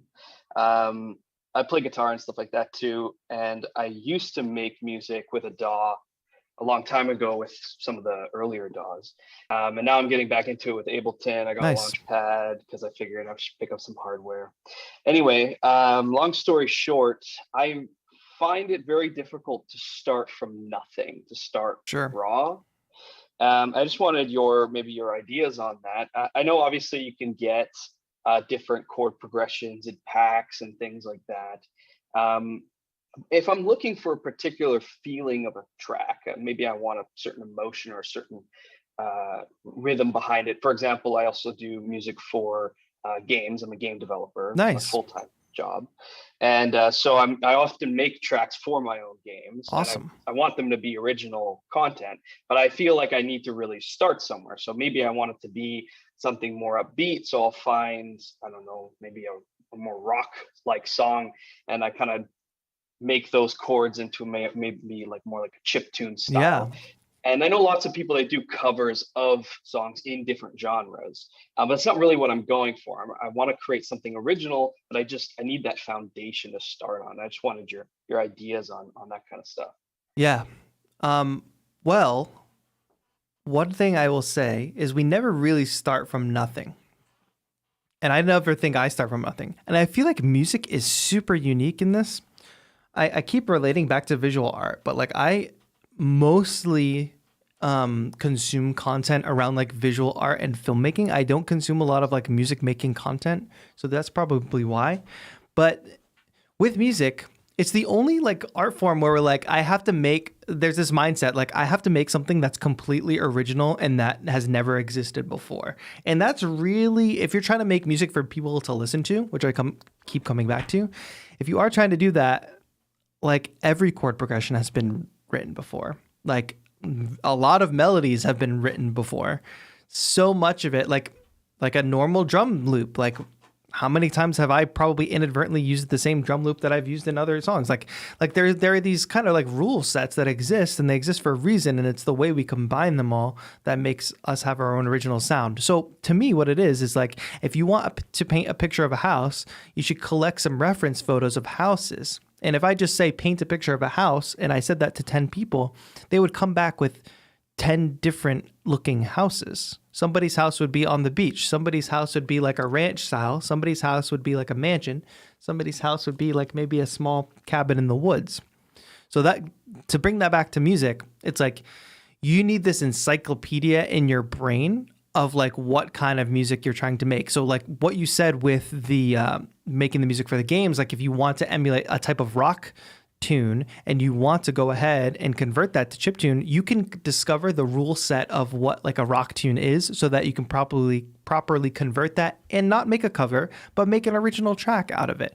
So like automatically, like rock music, drum set, distorted guitar, electric bass, maybe a singer, maybe a keyboard player, whatever it may be. But even right there, that's a instrumentation rule set. So that's how to start. Okay, I'm going to start with that instrumentation. But then you peel it back further. Okay, it's like the house. If I say make me a rock track, am I going to make you like a pop punk track? Am I going to make you like a heavy metal track? Like there's just so many, like, am I going to make you a classic rock track? So many branches. Okay, so figure out which branch you're on. Oh, I'm going to make you a pop punk tune. It uses these really like common 4 chord progressions. Great, I'm going to do that. It's mostly power chords with like parallel fifths and stuff. Great. Bass is usually just rocking the bass note. It's a picked bass. So boom. So I'm just using that as an example of what I'm saying is like you're never really starting from nothing. You should sit down with an idea. Like that's what I do. I sit down with an idea. I'm sitting down to make a lo-fi track, or I'm sitting down to make an epic lo-fi track. Even just adding that little twist on it informs my process. Or I'm sitting down to make a pop banger, but that could mean 100 things. So I'm sitting down to make a pop banger that is inspired by all the K-pop that I listen to. That in itself has a rule set, types of instruments, song structure, certain sound design elements. So I just don't think we're ever starting from nothing. But what you have in your brain is this encyclopedia of all the music that you know and love in life. And if you sit down at your computer, don't just stare at the blank screen, be deliberate and say, I'm going to make this kind of track today. Or I'm going to make this mesh of 2 kinds of genres that I really love. I'm going to make this kind of like ambient thing that's blended with some rock. And I'm going to figure out which elements I'm going to pull from those. Because that automatically gets you running. Like if I say I'm going to make a hip hop track, that informs what kind of beat, like that informs my rhythm. It even informs my tempo. So you're never starting from the blank page. I think a lot of musicians get caught up, especially when starting. It's like, I'm staring at the blank page. Okay, but what is your idea? Like why did you sit down? What do you want to make? And just be deliberate about that. And if you get 5 minutes in and you say, F this, I don't want to make a rock tune today. I want to make a lo-fi chill hop beat. Move on, delete it, sit down, make a lo-fi chill hop beat. But just getting started and starting to make something will at least inform like, okay, yes, this is what I feel like making today, or no, I want to make something else. What is that something else? Yeah. All right. Thanks for all that. I'll have to review it because there's a lot of ideas in there. They're all great. Yeah. So to your point then, and also to the topic of the title of the stream, Yeah. I find that because if I'm making a track for a level in a game, then I can usually pull from the level itself, the level design. You know, maybe it's a really easy level and it's a tutorial level, so the track can be pretty chill, Easy going, yeah, and that kind of stuff. But if it's a level where it's like a boss encounter, right, then it has some more epicness. There's some more cost of failure, consequence, if you will. But hold on, like dissect that. Like, okay, you're doing a music for a boss fight. What kind of rules can you create yourself for the track? Like in musical terms, like what does it usually imply? I don't know how to word that. Easy things, tempo. Like it's probably faster. More upbeat. Yes. Right? Yes. Like key even. There's usually some type of like danger or risk involved. So maybe it's in a minor key. Something like that.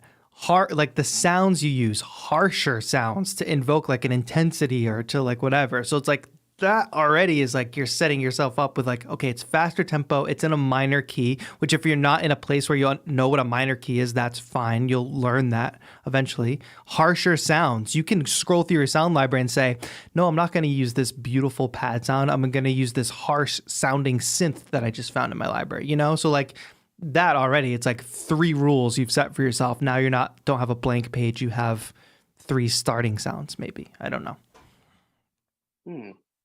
Yeah, that's a good point. Okay, last thing I want to talk about before I let you go. Sure. You let me go, I guess, is the sort of multiple artistic interests. You mentioned it just a few minutes ago. I find myself very scattered in my artistic interests, which is why I love game development, because I can do art, I can do music. I envy that. That's great. And you have this laser focus on music, and also you have some other hobbies, but sometimes I feel that because I'm so scattered, if I'm working on my own schedule for my own game, for instance, it's fine because I can just work on what I want to work on. But when I'm working, say right now for another company and I have a full-time job, then I only have a few hours left in the day between all the other things that I can allocate to music or to playing games with my friends or something like that. Yeah. Right? Do you have any particular ideas, like let's say a musical idea comes to me during the day and I can't just open my DAW and put it in because I'm working? How do you keep track of those thoughts? Because I feel like every single time I have, even if it's an original idea or if it's something like I remixed in my head or whatever, every time I go to play it, whether it's on guitar, whether it's in my DAW, I just lose it. I have no clue what that sound was anymore. The closest thing I've come to is maybe pulling out my phone and recording myself humming it or singing it in some way. Then I can reference it again later. But even that, I don't have that same, like the same tune in my head anymore. Yeah. Well, I think there's a couple of things there. I think first is like, don't beat yourself up about that because like I said in an earlier call, our musical ideas are not limited. And it's not like the musical idea you come up with like right now while we're on this call, but you can't quite write it down. It's going to be the last or the best thing that you ever come up with. So like, I feel like some of that is like that fear in the back of the head, like, oh, if I don't get this down, this could be my one great musical idea, but it's not. You're going to have hundreds of other musical ideas. So like, that's why that even doesn't occur to me. The other thing is like, I juggle a lot of things. Let's say TAETRO in the channel is my main thing. And then I have a bunch of other things that I do as well. But in being able to juggle all those things, it comes down to when I'm in TAETRO mode, I am laser focused on doing TAETRO, like whatever it is. If I'm writing a lo-fi beat, if I'm doing a stream, or if I'm making a video, the only thing I'm doing in that moment is focusing on the thing that I'm doing. And then if I jump to some of my other, like my 343 Labs work, like, right, if I'm doing a creative meeting, strategy meeting with them, I'm laser focused on that. I'm not worried about like, oh, like the video or whatever. If I'm working on like this other podcast that I host, I'm focused on that. And I'm not also, the other mental battle with that is, or say if I'm playing video games with my friends, I'm playing video games with my friends. Great. I'm focused on that. I am also deliberate in my brain about not feeling bad about whatever I'm doing or not feeling some type of way or not feeling like, oh, I could be doing that right now. Anytime that I've ever had in my brain, like, oh, I could be doing that and I'm so miserable in this moment because I'm not doing that, I either go do that thing in that moment because I have that privilege to have autonomy over my time, or I need to make a radical change in my life. Like if I had a job, like as much as I loved my full-time job before I left it, when it started to get to the point where I was checking the clock and being like, I wish I was doing this other thing, or I was like doing something at home and then I had to leave for work. It's like, damn, I wish I could sit and make this video today or like whatever. That's when I started to put the pieces together of like, how can I make that a reality? And like, it didn't happen overnight, but it is like, you just start working towards it. So like, I think what the stuff that you work on is super exciting, like game development and all that. So like if you have those moments, you might have to like, suck it up and work the full-time job, and at least you're adjacent or in the industry you want to be in, but you have like this big dream of this game you want to do. Like there's avenues that you can start working towards now where you can get more and more of your time back to like do it, but also just like be deliberate in your brain about how you're spending your time. Like, okay, I'm not making music right now. I'm literally focused on making a great game. Right now, I'm a game developer. When I sit down and make and paint, I'm like, I don't describe myself as a painter, but I'm sitting down in watercolor painting, and this is what I'm focused on. I'm not feeling bad that I'm not making a beat or that I'm not making a video. When I sit down and play video games, I'm like, I'm doing this to relax my brain so that I can feel refreshed when I go back and do music or whatever. It's like just being super deliberate in your brain and not letting it wander too much, but then also like building structures for yourself if things are getting out of hand for you and you're spending too much of that time doing things you would rather not be doing, which I understand is like a struggle for everybody. Of course, sometimes there's things we have to do and things we want to do, but if there's things you can do while doing the things you have to do, that's going to eventually get you more time to do the things that you want to do. And then eventually, if the things that you have to do become the things that you want to do, that's like the pie in the sky, like dream, right? Yeah. Not to take up much more of your time, but just to add to that, I really appreciate the video you put out. I don't think it was too long ago about, are you making music to make money? Yeah. And like, if you're just starting out, you're probably not going to make money. And that's how I feel as a game developer. It's like, I'm putting out just some basic stuff on my own side projects, and I'm able to do the art and I'm able to do the music because these are small projects, but I'm not making any money from them really. So I'm not going to be able to do that full time. And I guess I kind of have to accept that. And the same thing with my music too. It's like, I might make a full album for one of these games, but the album in and of itself is not particularly amazing, and the game is not particularly amazing. And I feel like it's better just to give it out for free and let people download it and enjoy it, right? Dude, like this channel, I've been doing this channel for like 5 or 6 years. First 3 or 4 years, there was no money coming in from the channel. There was like pennies on ad revenue and like maybe a little bit of affiliate from Amazon, but this was not enough to pay any bills. And now it's like, I had like 3 brand deals come in this month. AdSense is like pretty high. Like the affiliate stuff is working out. So like I'm way far. Like you're making games. Like it could be like you're putting stuff out there for free. And if you're putting out good work into the world, it's going to pay off. Right now, you're just investing that time.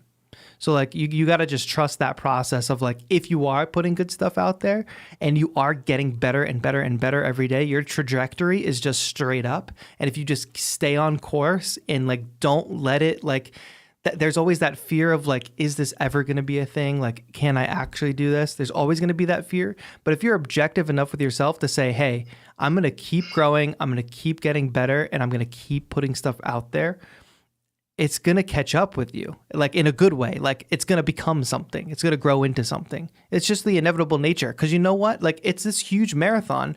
And how many game developers, or maybe you know game developers, I know lots of people who wanted to start a music YouTube channel that just couldn't even do it for 6 months, let alone 5 years. So like at the end of the day, it's a long game. So if you do it for long enough, there's so many less people standing. And when you have done it that long, you've built up like this skill set that is like so far beyond anybody that's going to start today. So like, I just think that doing something consistently and for long enough is just bound to yield some results. Maybe it doesn't become, even if it didn't become a thing that pays 100% of your bills, maybe it becomes a thing that pays 50% of your bills and you can work part-time instead of full-time for another company or something like that. Whatever it is, it's going to be a net gain in the future if you keep on the trajectory that you're on. Just be like focused and keep going and push yourself to keep growing and keep doing stuff, and don't second guess it. Just head down, keep working. Yeah, for everyone who starts a streaming channel or music or whatever, I'm sure most of them, like you say, they don't continue for long enough. And that's definitely been my problem. I've wanted to do Twitch streaming. I've wanted to do music streaming or other things like that. I was a DJ for a bit at a club and all stuff like that. But like, I just never felt focused for a long enough period of time to really get into it. And I think it's because anytime I try that, I'm focused on one thing. I'm just focused on my music, or I'm just focused on my art, or whatever. And I'm not actually that kind of person that I am laser focused on one thing. I have too many interests that I want to be doing all the time. Sure. So, Before I let and you that's why I go, think, I'm going to yeah, say the last thing is like pick one thing. Like just because I'm doing TAETRO here as my YouTube channel and it has a big audience or a decent sized audience doesn't mean it's the only thing that I do. It's definitely not the only thing that I do. It's just like you only have so much water and you got to fill up all these buckets, but you want to fill up one bucket like as much as possible first. Once that bucket is full, you don't got to worry about it. Then you're going to get like more water from other places. You can fill it up. That's a dumb analogy. But what I'm saying is like if you're doing game development and you're super passionate about it and doing your own projects, whatever, start an outward facing brand, Twitch channel, whatever, where that is the focus. Because you all see like TAETRO, the lo-fi like beat producer. You don't see like the mission-driven sort of nonprofit work or like the creative strategist side of things. Like that's not what this is about. You don't see like there's not a lot of like K-pop content on my channel, you know, like even though like I'm consuming so much of that every day, like you guys don't even know. So like just because this is my channel does not mean this is 100% of me. I've just really honed like this channel's image and what this channel is about. And you can do that too and still be a well-rounded human that has other things going on. It doesn't all have to come through one channel, but make one channel that is one focus about one thing that you do, and you will reap some good rewards from it that will eventually buy you some time to do some of those other things and maybe build another channel or give you more time to do XYZ. You can do it for sure. thanks for all your words, man. It's been really helpful. Rock on. Thank you so much for the call. Have a good one. I want to play some of your games. Put them in chat or something. All right. Cheers. Peace out. All right. That was a good one. We have too many people in the waiting room. However, I'm just going to unpin the call thing and say, everybody who is in the waiting room will do your call. We're way over time, but nonetheless, Rashane, I hope you're ready. I'm clicking on your name. I gotta burp all the time. Chat, I hope you're doing well. I hope you're enjoying this call and show. I feel like I'm going long-winded today. I don't know why. I don't know. Oh, Rashane, you're back. Yes, I am. Perfect. Thank you for calling in. Yeah, thanks for kind of the skip pass there. Yeah, I got you. Still juggling work at the moment. Yeah, the question I had today for this topic, because not that I fell out of motivation, I just like fell out of a routine. Sure. As far as like doing things. So I was wondering for you, like, how do you have some sort of system that like you keep to either keep the routine or keep the motivation going for making music? A little bit has to do with kind of like the schedule I'm on and how other people depend on it. Not to say like people depend on the live streams or anything, but it's like this public accountability sort of thing. So like I do this show on Tuesdays, I have a stream on Thursdays, and we do track reviews twice a month. So like I know that's from a content perspective, but and then I do the ADSR streams, right? And then all of it at once.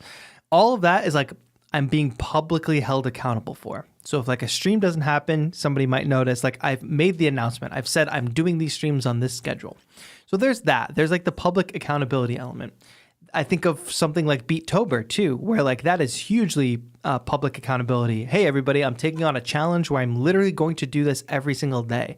I think just the sheer, it's not like a fear, but just putting that out there and saying that I'm going to do that publicly means that every day that I wake up, I'm going to do it because I said it publicly. If I just didn't say it to anybody and I just said it to myself, then I'm only accountable to myself. And who really knows if I go back on that? Only me. So like there's probably structures you can build for yourself, whether it doesn't have to be public, but it can be like an accountability partner. Like a lot of times that happens, or you have like a friend who really motivates you, or like a family member or whatever. And even just telling them something like that, like, hey, like I'm going to release a track once a month, and saying that out loud to somebody else. And maybe they never bring it up again, or maybe they forget it after that conversation. But there is that chance that a month goes by and that friend, that person who cares about you, says like, oh, how's that goal going that you had? and maybe just that thin layer of somebody else like knowing your goal and like maybe holding you a little bit accountable. Not in a punitive way, not in like they're not gonna be a taskmaster and say like you need to put out your track this month because you said you were gonna do it, but just in the like mental way of like, wow, I told this person that I care about that I'm gonna do this, and I want to live up and do what I say I'm gonna do. So there's little things like that, and you mentioned routine. One thing I struggle with is actually like scheduling and routine, and I have found that over organizing my time is not super helpful. It becomes helpful in certain times that there are a lot of things to do and I have to be hyper organized. Like, okay, I have way too many projects going on, so I really need to map this out how I'm going to get it all done. Most of the time, however, I build enough safety net around myself so that is not the case. However, when that is the case, I hyper organize my time by the day, by the hour, and make sure it's all scheduled appropriately. But if I try to do that regularly, I think some people just try to do that with life, like even like, and sometimes doing that just like is demotivating for some reason, like trying to overschedule my time. Like I can't say, beyond those things that I already talked about, the streams and all that stuff, I can't say, okay, every Monday at 4:00, I'm going to sit down and make a beat, and that's going to be my beat making time. I think for some people that works, put it on your calendar, maybe it'll help you. For me, it just doesn't work. So what I just try to be deliberate with every amount of, like any time that I spend doing anything, I'm being deliberate. Oh, it's 3:00 in the afternoon. I'm feeling really tired. Okay, great. I'm going to nap for an hour, and I'm not going to feel the whole time that I'm napping that I should be making a beat, because I'm going to feel refreshed after this nap, and I'm going to do what I feel like doing next.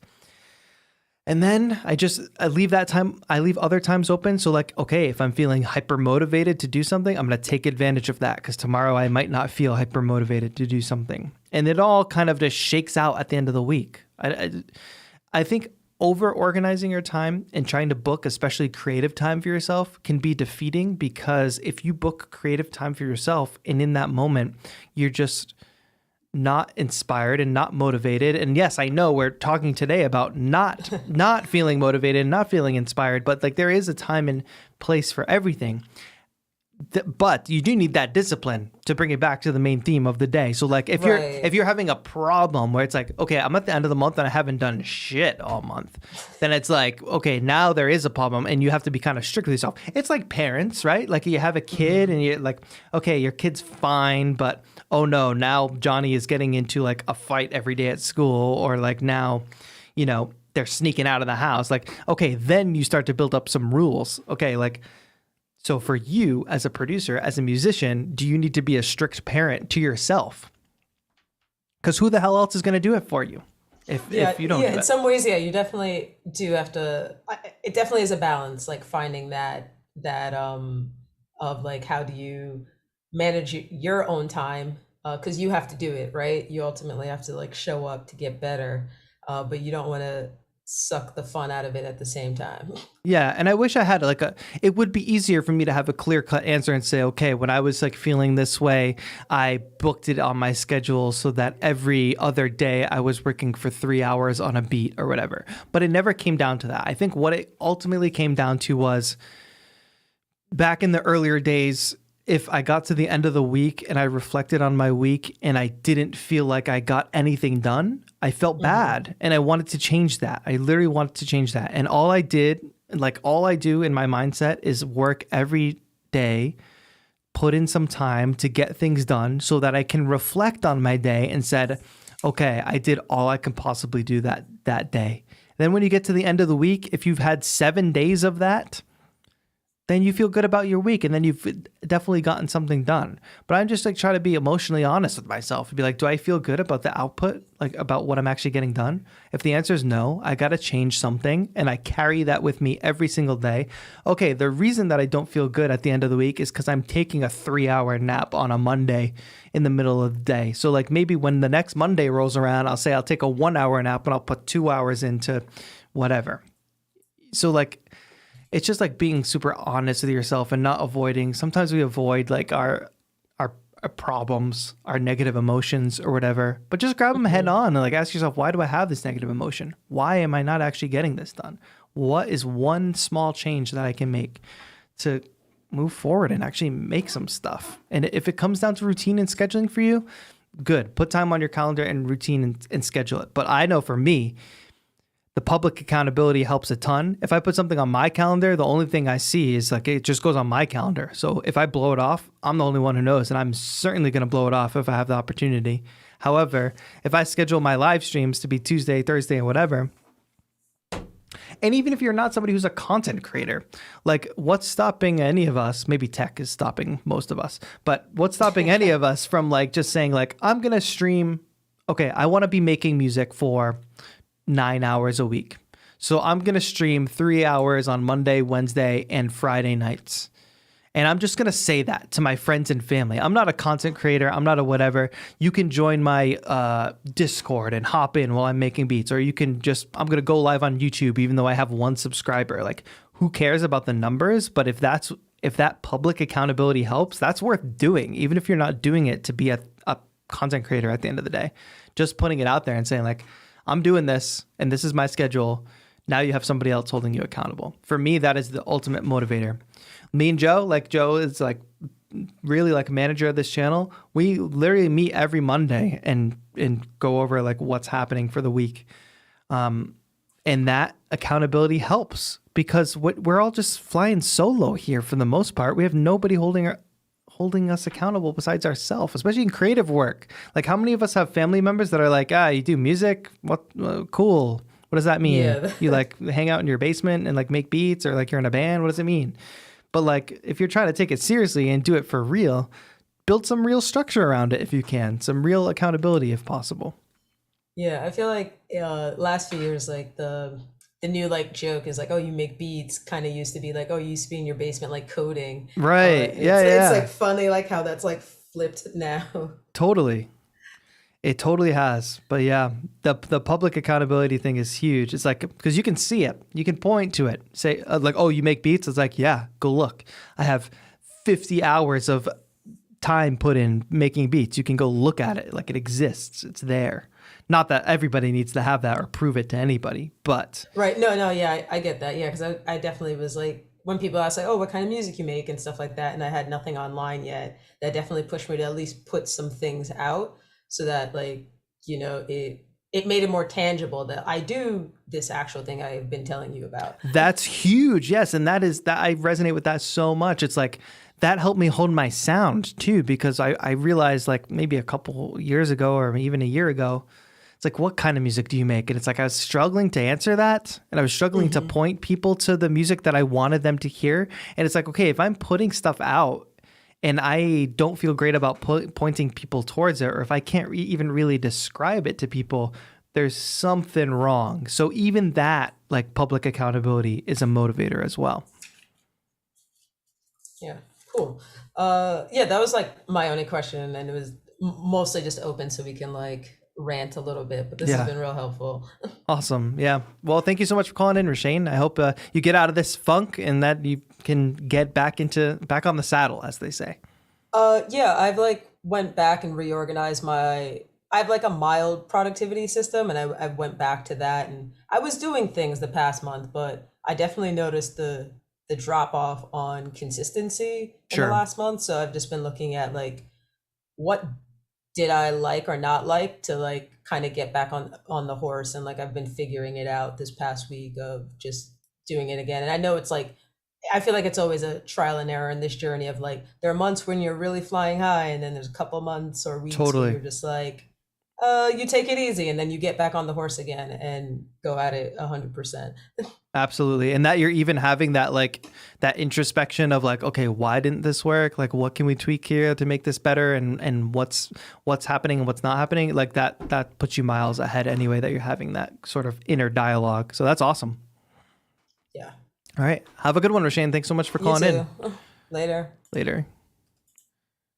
Yeah. All right. A few more calls. The thing about that is, chat, like think about how many of you go to work and have a boss. Like you get your work done because you're either some of you, I'm sure, love your job and want to get your work done, but you also get your work done because there's some level of accountability there. Your boss, your goals, your like internal like work goals.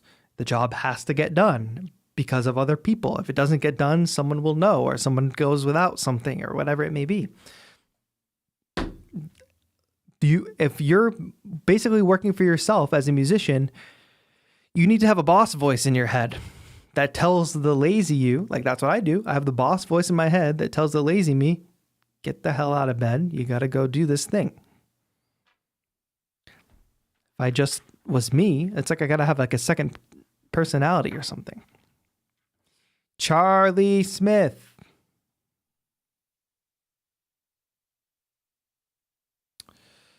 All right. Charlie, hi. How's it going? Maybe Charlie's there. Charlie has cool SpongeBob icon. Oh, Charlie's chatting. Hi, Charlie. Make sure you set your input device. No audio. Check input device. Bottom left mic icon. Let me look at chat while we're figuring out this tech. Hello. Working now? Yes, I can hear you. Cool.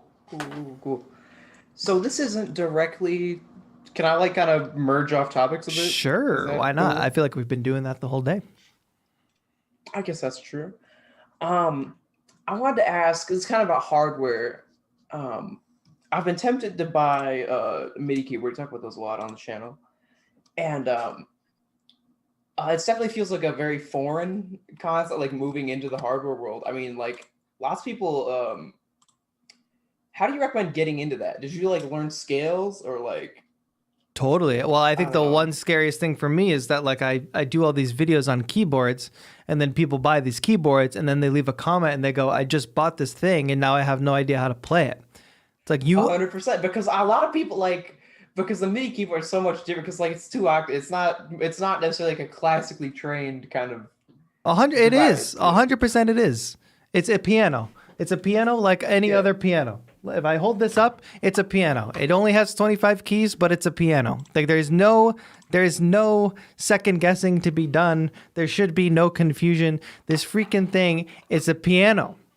And sure, we don't go to like piano lessons to learn how to play the 25 key keyboard or whatever. However, if you have no idea how to any keyboarding skills whatsoever, when you pick up your MIDI keyboard, it's not like it's going to make the music for you. This is just how we interface with the software. This is just how we interface with our software instruments.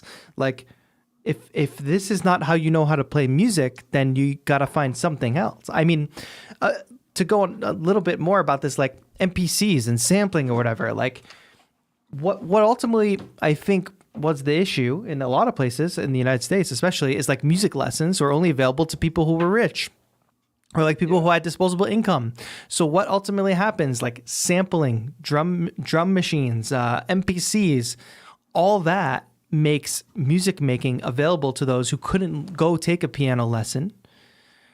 Instead, there was this new way of music making, sampling. So can you get away with not learning the piano and still make music or whatever? Yes, of course. You could chop samples up and play it on the pads. Should you be buying a keyboard without the intention of learning how to play keyboard? No. If you're buying a keyboard, you should have every intention of taking a basic keyboarding class. And part of that is why I started the music theory tutorial, because it all is important.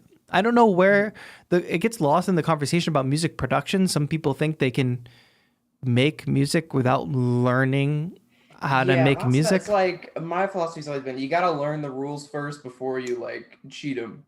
And it's not even, of course. And it's not even just about the rules. It's about like, you sit down, like there's this Family Guy skit where like they make a band or whatever and they go to play this gig, but they just like have the idea of the band and they get to the gig and they go to play and they're like, oh God, we don't know any songs. It's like, you don't want to be that person that buys the keyboard and it's like, oh God, I don't know any songs. Like, of course you don't know any songs. You haven't learned how to play a keyboard at all. You don't even know the foundation of like what a melody is, what rhythm is, what chords are. Like this all exists. I think what happens is like on YouTube, like maybe it just looks easy. Like maybe you see a beat performance and it looks easy, but what's really happening behind the scenes is like years and years of work. And like, I talk about this all the time, but I know not everybody sees every piece of content, but like, I learned a lot by ear and on my own at first when I was younger, but then eventually went to college and took 4 semesters of class piano, 2 semesters of jazz piano, learned a shit ton of music theory. And like, that's the background that I'm coming from. So I'm not just some like Joe Schmo that picked up a keyboard and like, it just worked, you know, like there's a huge background there. And I think it just gets lost in the conversation about music production. Because if you want to go say be a piano player or a guitar player or whatever, you go the traditional route and there's years of pedagogy.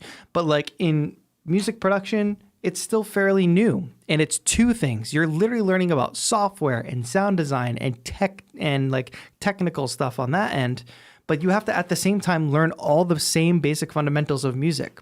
So to answer that, that's the answer to the question. It's like all those fundamentals of music, if you are thinking about getting into hardware, whether you get a keyboard instrument, whether you get something like a push or a launch pad that's like a grid instrument, there's going to be a level of learning that you're going to have to know to be making your own music.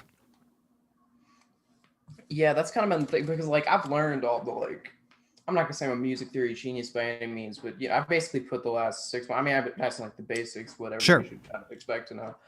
And yeah, just like converting that, I feel like I just kind of want to move into hardware, because like I spend like 45 minutes just in the piano roll, like with my mouse. It's not very convenient, but like I don't know. Of course, but if you have no idea how to play the keyboard, it's not going to be It's a any whole more other- convenient. Yeah, it's not gonna be that. Yeah, that's kind of what I'm thinking. So like either way, yeah. Do I think playing the keyboard is faster anyway, other than clicking in the piano roll? Yes. However, you're going to have to spend a significant amount of time building your skill on the keyboard. And I don't think it's a ton of skill learning to play some basic chords, melodies, bass lines, whatever. It's not like, but it is a different skill. It's a performance skill. It's being able to play in time. It's learning chord structures and things like that. So it's not like you're going to buy the keyboard and instantly going to be able to interface. It's like you have another skill set to learn now. So just go in with that in mind for sure. And even having that little bit of theory background is going to put you a little bit ahead too. So like that is a good foundation that everybody should have, and that will serve you well as you do it. But like, just don't get caught up. Like I know you, because you kind of keep saying like hardware world. Like it can be a little bit of like a pit of like hardware. Like, yeah, I'm going to buy this controller, then I'm going to buy that controller. Oh, that one looks cool too. And like, oh, let me get that one. I like, especially if you're in this mode where you're just like kind of learning, especially how to use the controllers and how to even play keyboard, get one keyboard controller, learn, and go head first into it until you need something else. I got into that whole like a month ago, and I've already returned anything. I'm committed now. Yeah, because what you're doing is actually makes perfect sense. You're saying like it's coming from a real need. Like, oh, okay, I learned all this stuff in the box, but entering stuff in on the piano roll is super laborious and takes a lot of time. Okay, so now you're acting from a state of need. How can I better interface with the software? I'll get a controller. Perfect. Perfectly logical. As long as you have the right mindset of like, okay, now I'm going to have to learn how to use this thing. Now, last thing before I go is I just kind of want to ask a bit more about like ideas, because Sure. for some reason, like I was very good for the first little while, but for basically the past month and a half, I haven't been able to get like any form of like melodies going. I open my DAW, I open up a synth, I get a chord progression made, it's all perfect, bass, drums, and then I'm just lost. And I don't really know, like I feel like I've been watching videos pretty much every day, and I don't really like, I don't know what's up. How many bad melodies do you have? Quite a few. A lot of it, I mean, I need to work on like timing and stuff. It's just especially like that's the thing is working in like the piano roll, is that I kind of have to like move everything around, and like that's kind of why I want to move it, especially with like timing and just being able to like move it out.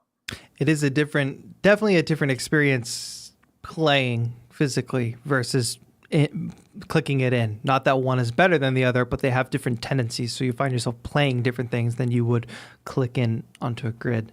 But you just kind of said it yourself. It seems like you know what the issue is. Like the one thing I usually tell people is you need to write hundreds of bad melodies before you come up with a good one. But if you've already been writing bad melodies, either A, take a more objective look and say, is this one so bad? Or if it is so bad, could you change a couple of things about it to make it better? And you even just started to rattle things off like, oh, it's my timing, it's my whatever. So if you do know those things, then what I would definitely recommend is go find your 10 favorite songs and literally transcribe in the piano roll the 10 melodies and look at them and what makes them different. Like if you can do it by ear, great. If you can find the MIDI or the music, great.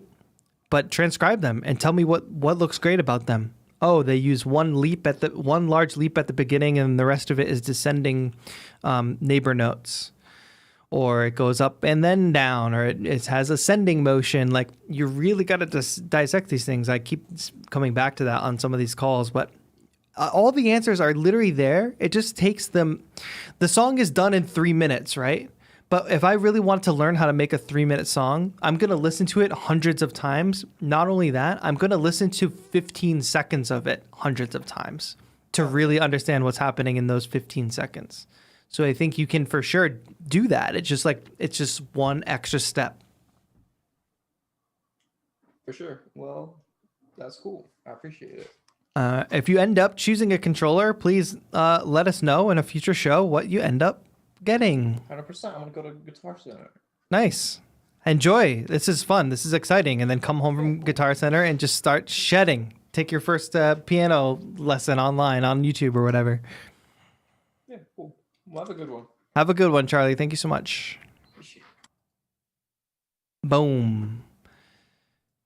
We're going on almost 2 hours, but I'm going to keep going.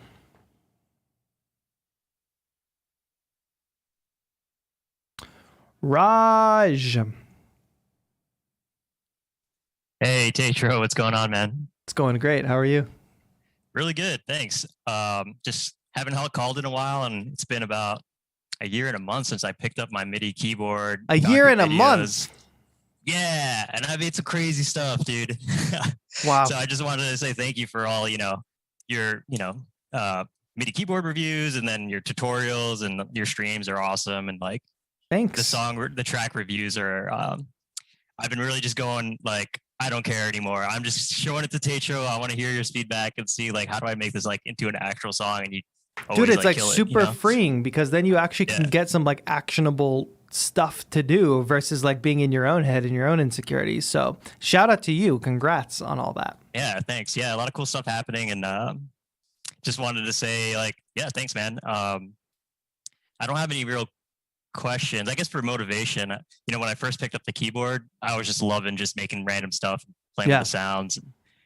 Initially wanted to just make my own backtracks for guitar. Sure. And I think for like the last caller with the melodies, it might help with the keyboard, because you can like loop your chord progressions and just like jam out and just start playing random stuff until it sounds good. And that's literally what I do. And people tend to like my melodies. So yeah, I definitely recommend doing that. Yeah, that's hugely important. That's why I think I feel lucky, and you're probably the same way, like, because you have your guitar skill and your keyboard skill. It's like, if you don't have that first, getting into music production is got to be so hard. I mean, I'm sure it's possible, but I feel like it's just such a leg up to have a little bit of instrumental skill ahead, because it is that. It's like you play over stuff and you just play and play and play until something sounds good.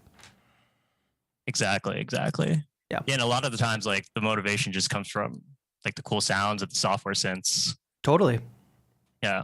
Or you hear a melody, like I heard a melody the other day. I got to find the song. It was actually just like a random beat someone made for someone's YouTube channel. And I was like, oh, I could turn that into like a really cool song. So I want to take part of the melody and add on to it. And in that way, it's like you said, like everything's been made before. It's not like you're stealing or anything. Like, right. Don't be worried about it. So. Building on, adding your own spice to it. It's your own recipe. Exactly. Yeah. For sure. One of the videos that you do a lot of, like traveling and making beats, I found so like fascinating and awesome, and I'm excited to give that a try. Going on a big trip to California and then Tahoe in November, and I'm excited to bring all my gear. But it just reminded me, because you're in California, are you ever doing like community meetups or any plans to do that in the future? Dude, I would love to. That'd be amazing. I feel like this community is like all over the place, but like eventually I would love to do something. I would love to do like a little bit of a, I don't know, eventually like an artist retreat or something, but doing a meetup would be fun for sure. An artist retreat sounds pretty cool too. Yeah. That'd be epic. Just bring everybody together. The challenge is like everybody's from so many places all over the world. It's like, It's like different than in old school like local music scene where it's like, okay, you'd play at a club and everybody in that city like knows you, or maybe even everybody in that state. But like with YouTube, it's like, what the hell? It's like people in Malaysia, India, different states, like everybody's from everywhere. So it's Right. just so decentralized, which is the beauty of it. Actually, it's just different. Cool. One day. Yeah, I know you're going over time with this, so don't want to hold you up. Thanks again for everything, man. Peace out. Appreciate the call. Thank you so much. Bye. Have a good one. Ayush, let's get you in here. Okay, just jam with your own chord progressions. Yep. I'll be joining your site soon, says Damaris. Thank you. Got to develop a bag of licks, says Drunk Bishop. Interesting. Hello, Ayush, welcome back. Hi, TAETRO. Thank you for calling in again. Yeah, how are you doing? I'm doing great. How about yourself?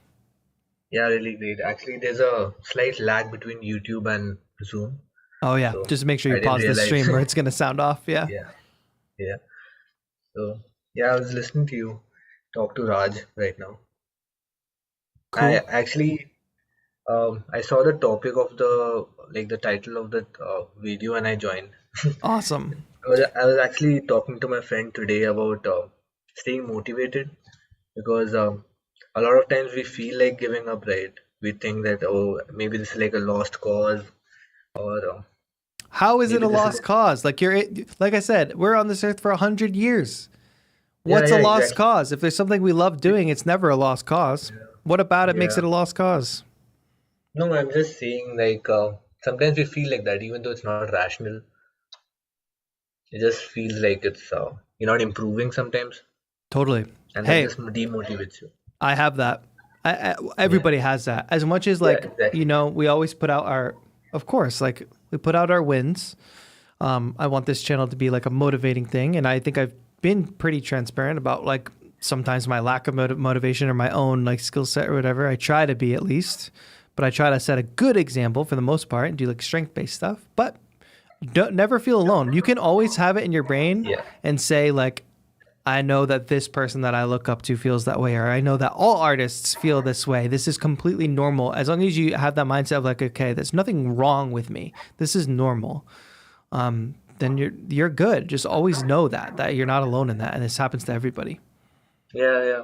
So I just want to talk about this. This is like something I know everybody has. Everybody who's doing art, any form of art, but even though we know the rational thought behind it, it's just a thought that comes up, right?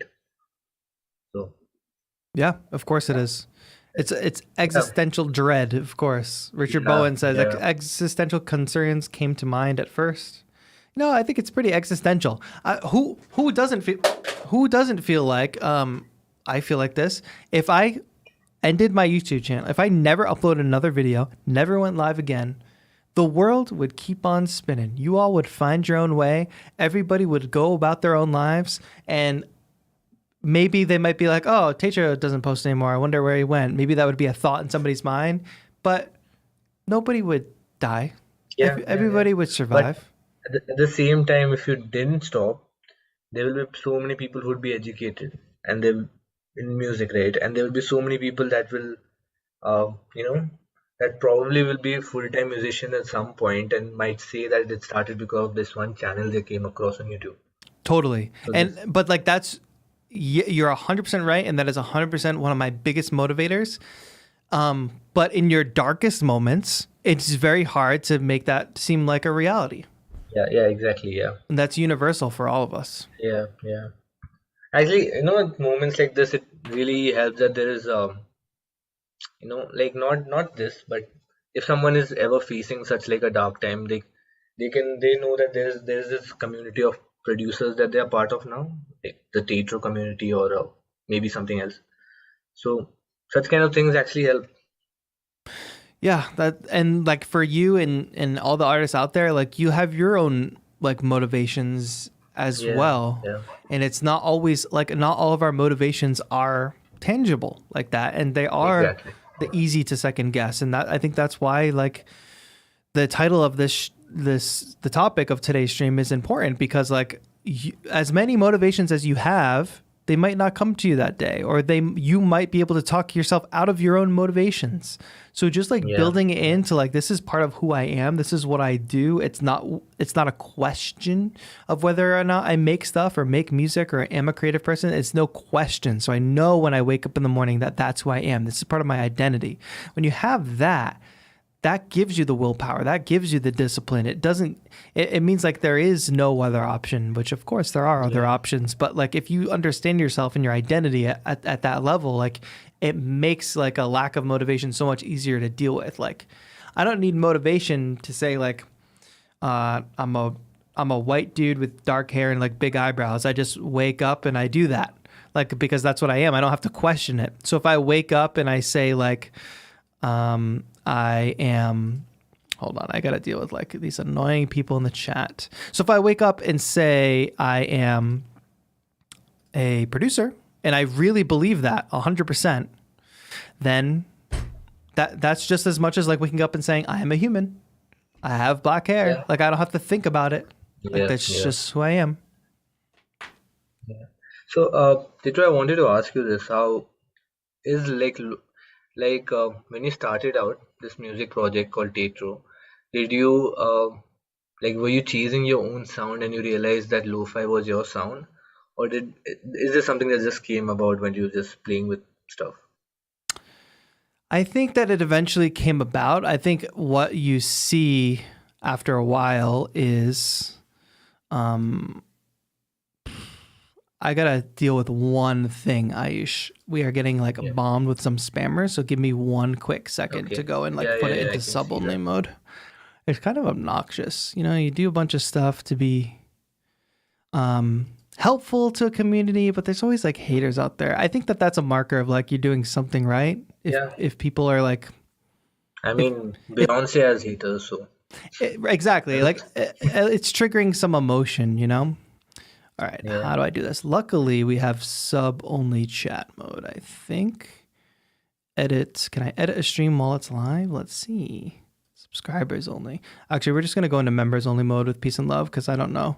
Those people could for sure be subscribers.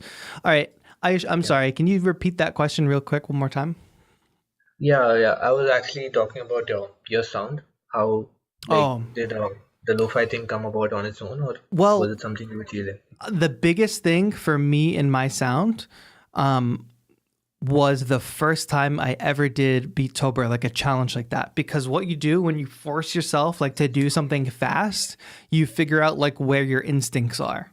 Or even maybe you realize where some of your weaknesses are too. But like if I realized that my instincts were, okay, vocal sample, certain style of drums, maybe even I start to notice like a certain tempo range to be in, then I just step back and notice that. That's the first step.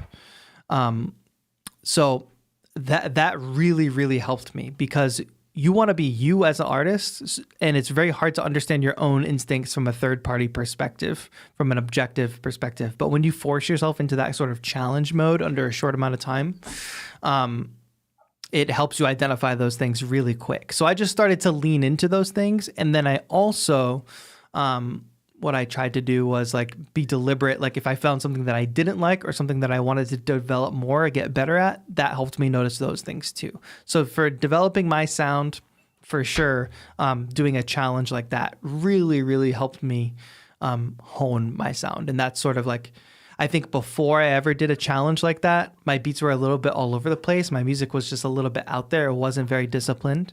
And then since doing that, and then just even more consistency, we only do Beattober once a year, but like I've built myself up through doing more consistency over the past couple years through like weekly beat videos or something like that. To make that attainable, I have to fit myself into a template, quote unquote. Like I'm not trying to carbon copy myself all the time, but I am finding my sound that way. What is the TAETRO template? That's what I sort of like push myself to find and get more comfortable in that.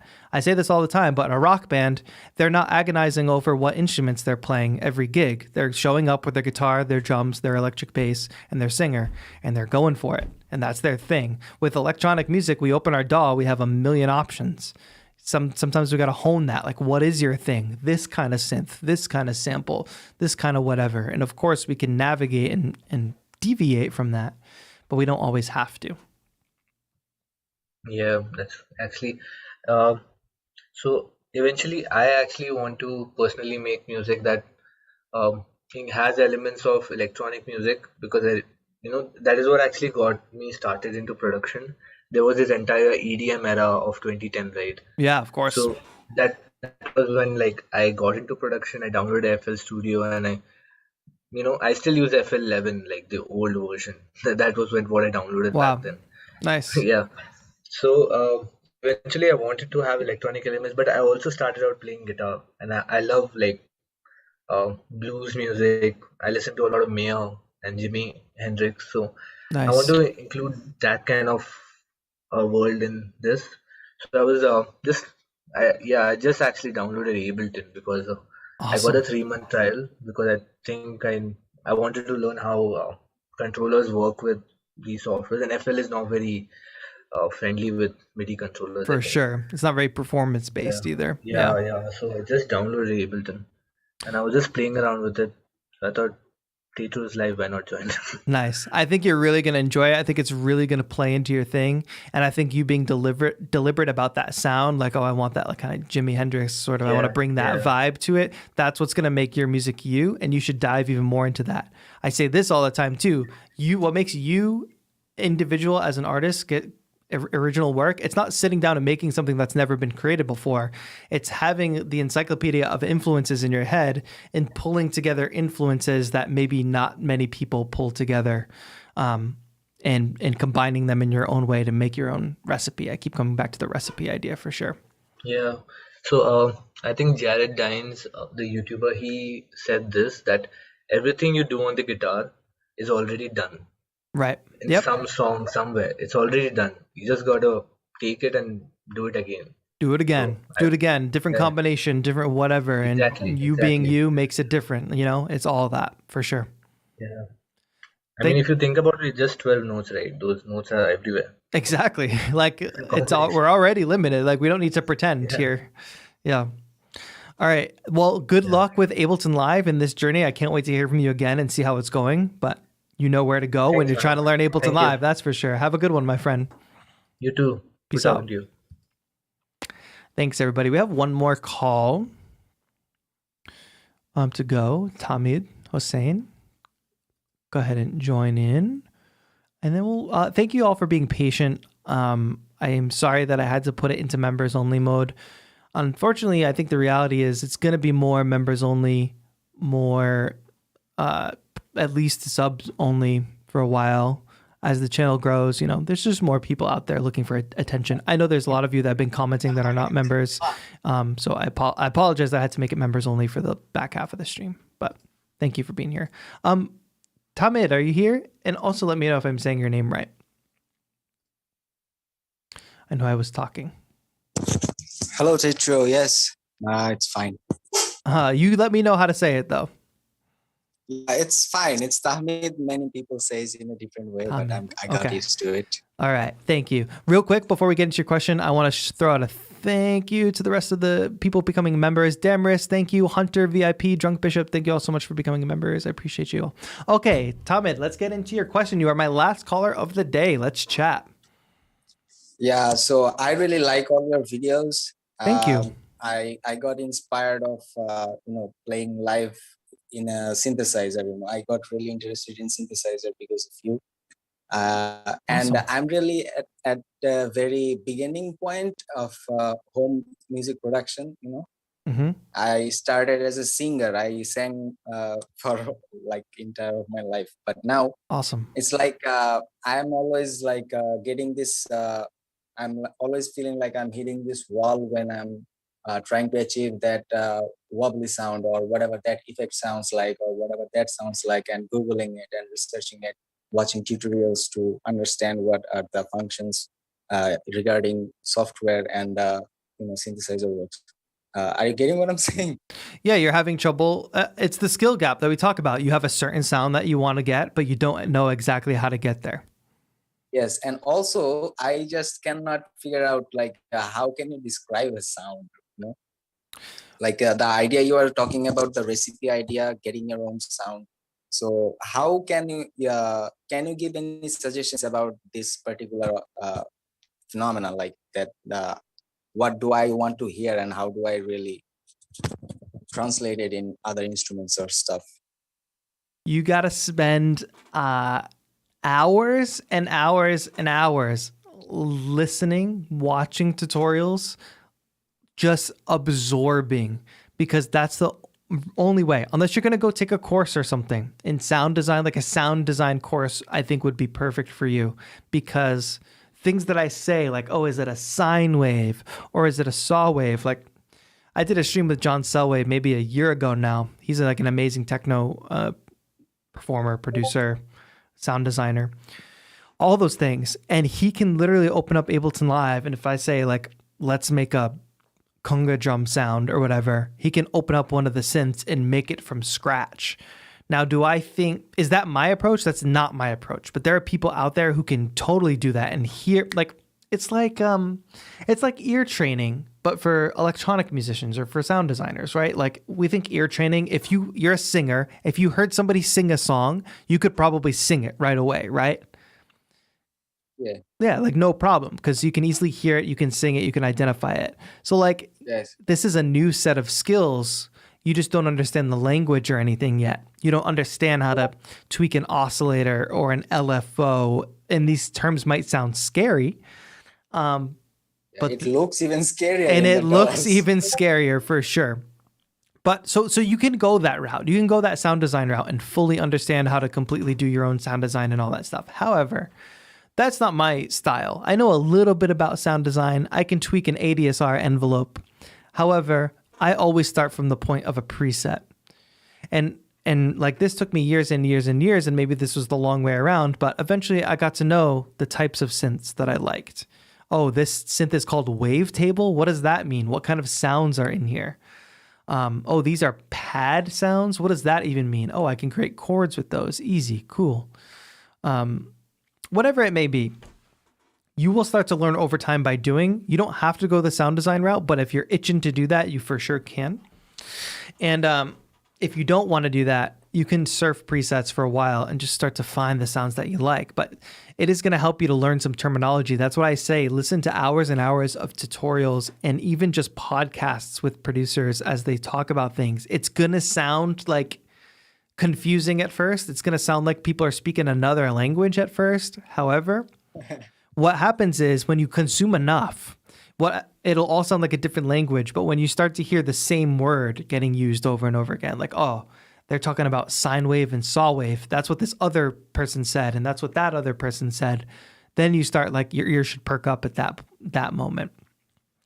And that's from the vocal practices, from the vocal learning sessions, I really got the understanding about developing a skill set. Like, you can get what it feels like, but the muscle tissues have to work also. So that needs time and practice and experiences a little bit. So got that part right. Yeah. It totally is like learning a language. Like, you have to learn it, you have to internalize it, you have to use it over and over again to really understand it. Yeah, so I got because of this kind of mindset, like, I didn't know how to play guitar, I didn't know how to like record, and I didn't know anything about DAWs. I was just a singer, but now I have like I'm becoming a home studio music producer. So you get the idea. What else am I learning day by day? So another question was about the idea of having a boss mind in the head, and said that there should be another. You should be your own boss or guardian. Yeah. Is pulling the leg out.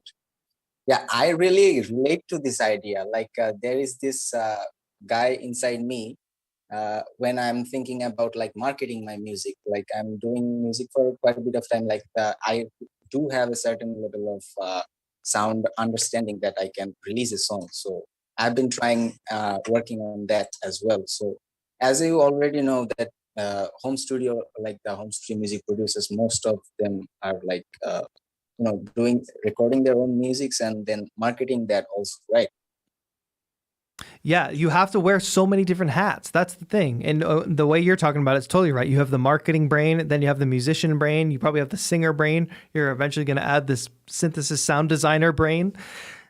And you really... Yeah, this I really never thought that anyone else would also feel this way, that there can be this different menu of one person. Like, I really, when I'm singing, I'm thinking I'm working in a certain piece of music element that I'm working on, or making a loop or something. Yeah. I really can't stand the business-minded voice. You know?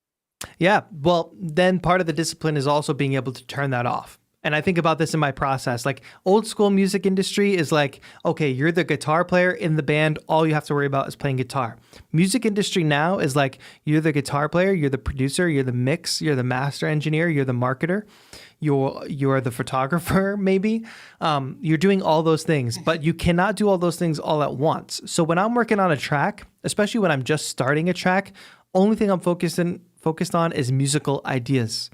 If the mix sounds trash while I'm coming up with musical ideas, that's okay. I don't have my mixing hat on. I'm not the mix engineer right now. I'm just coming up. I'm the songwriter. I'm the composer right now. But then when the composition is near done, I can switch hats. That means that now I can focus on the mix and I'm no longer the composer. Where it gets a little messy is we're not different people. Me, the composer, me, the mixer, same person.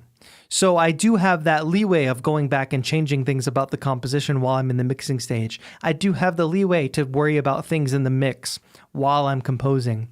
So it comes back to discipline and not letting yourself get too derailed. If I'm sitting in my composition process getting derailed by mixing, I bring myself back. I have the discipline. I can realize it in the moment, bring myself back, get back into composing. Same things with mixing.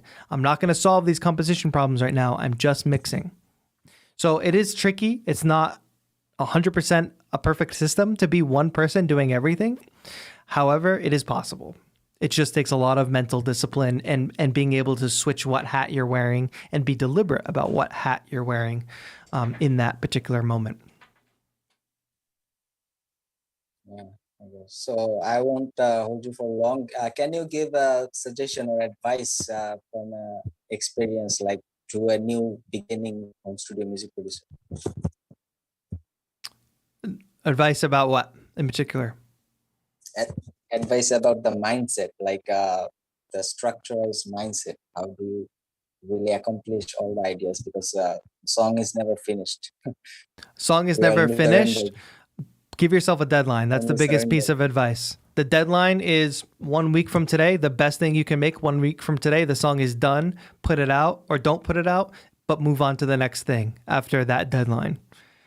You're your boss, right? Your boss says, I need this assignment done. I need it done by Friday.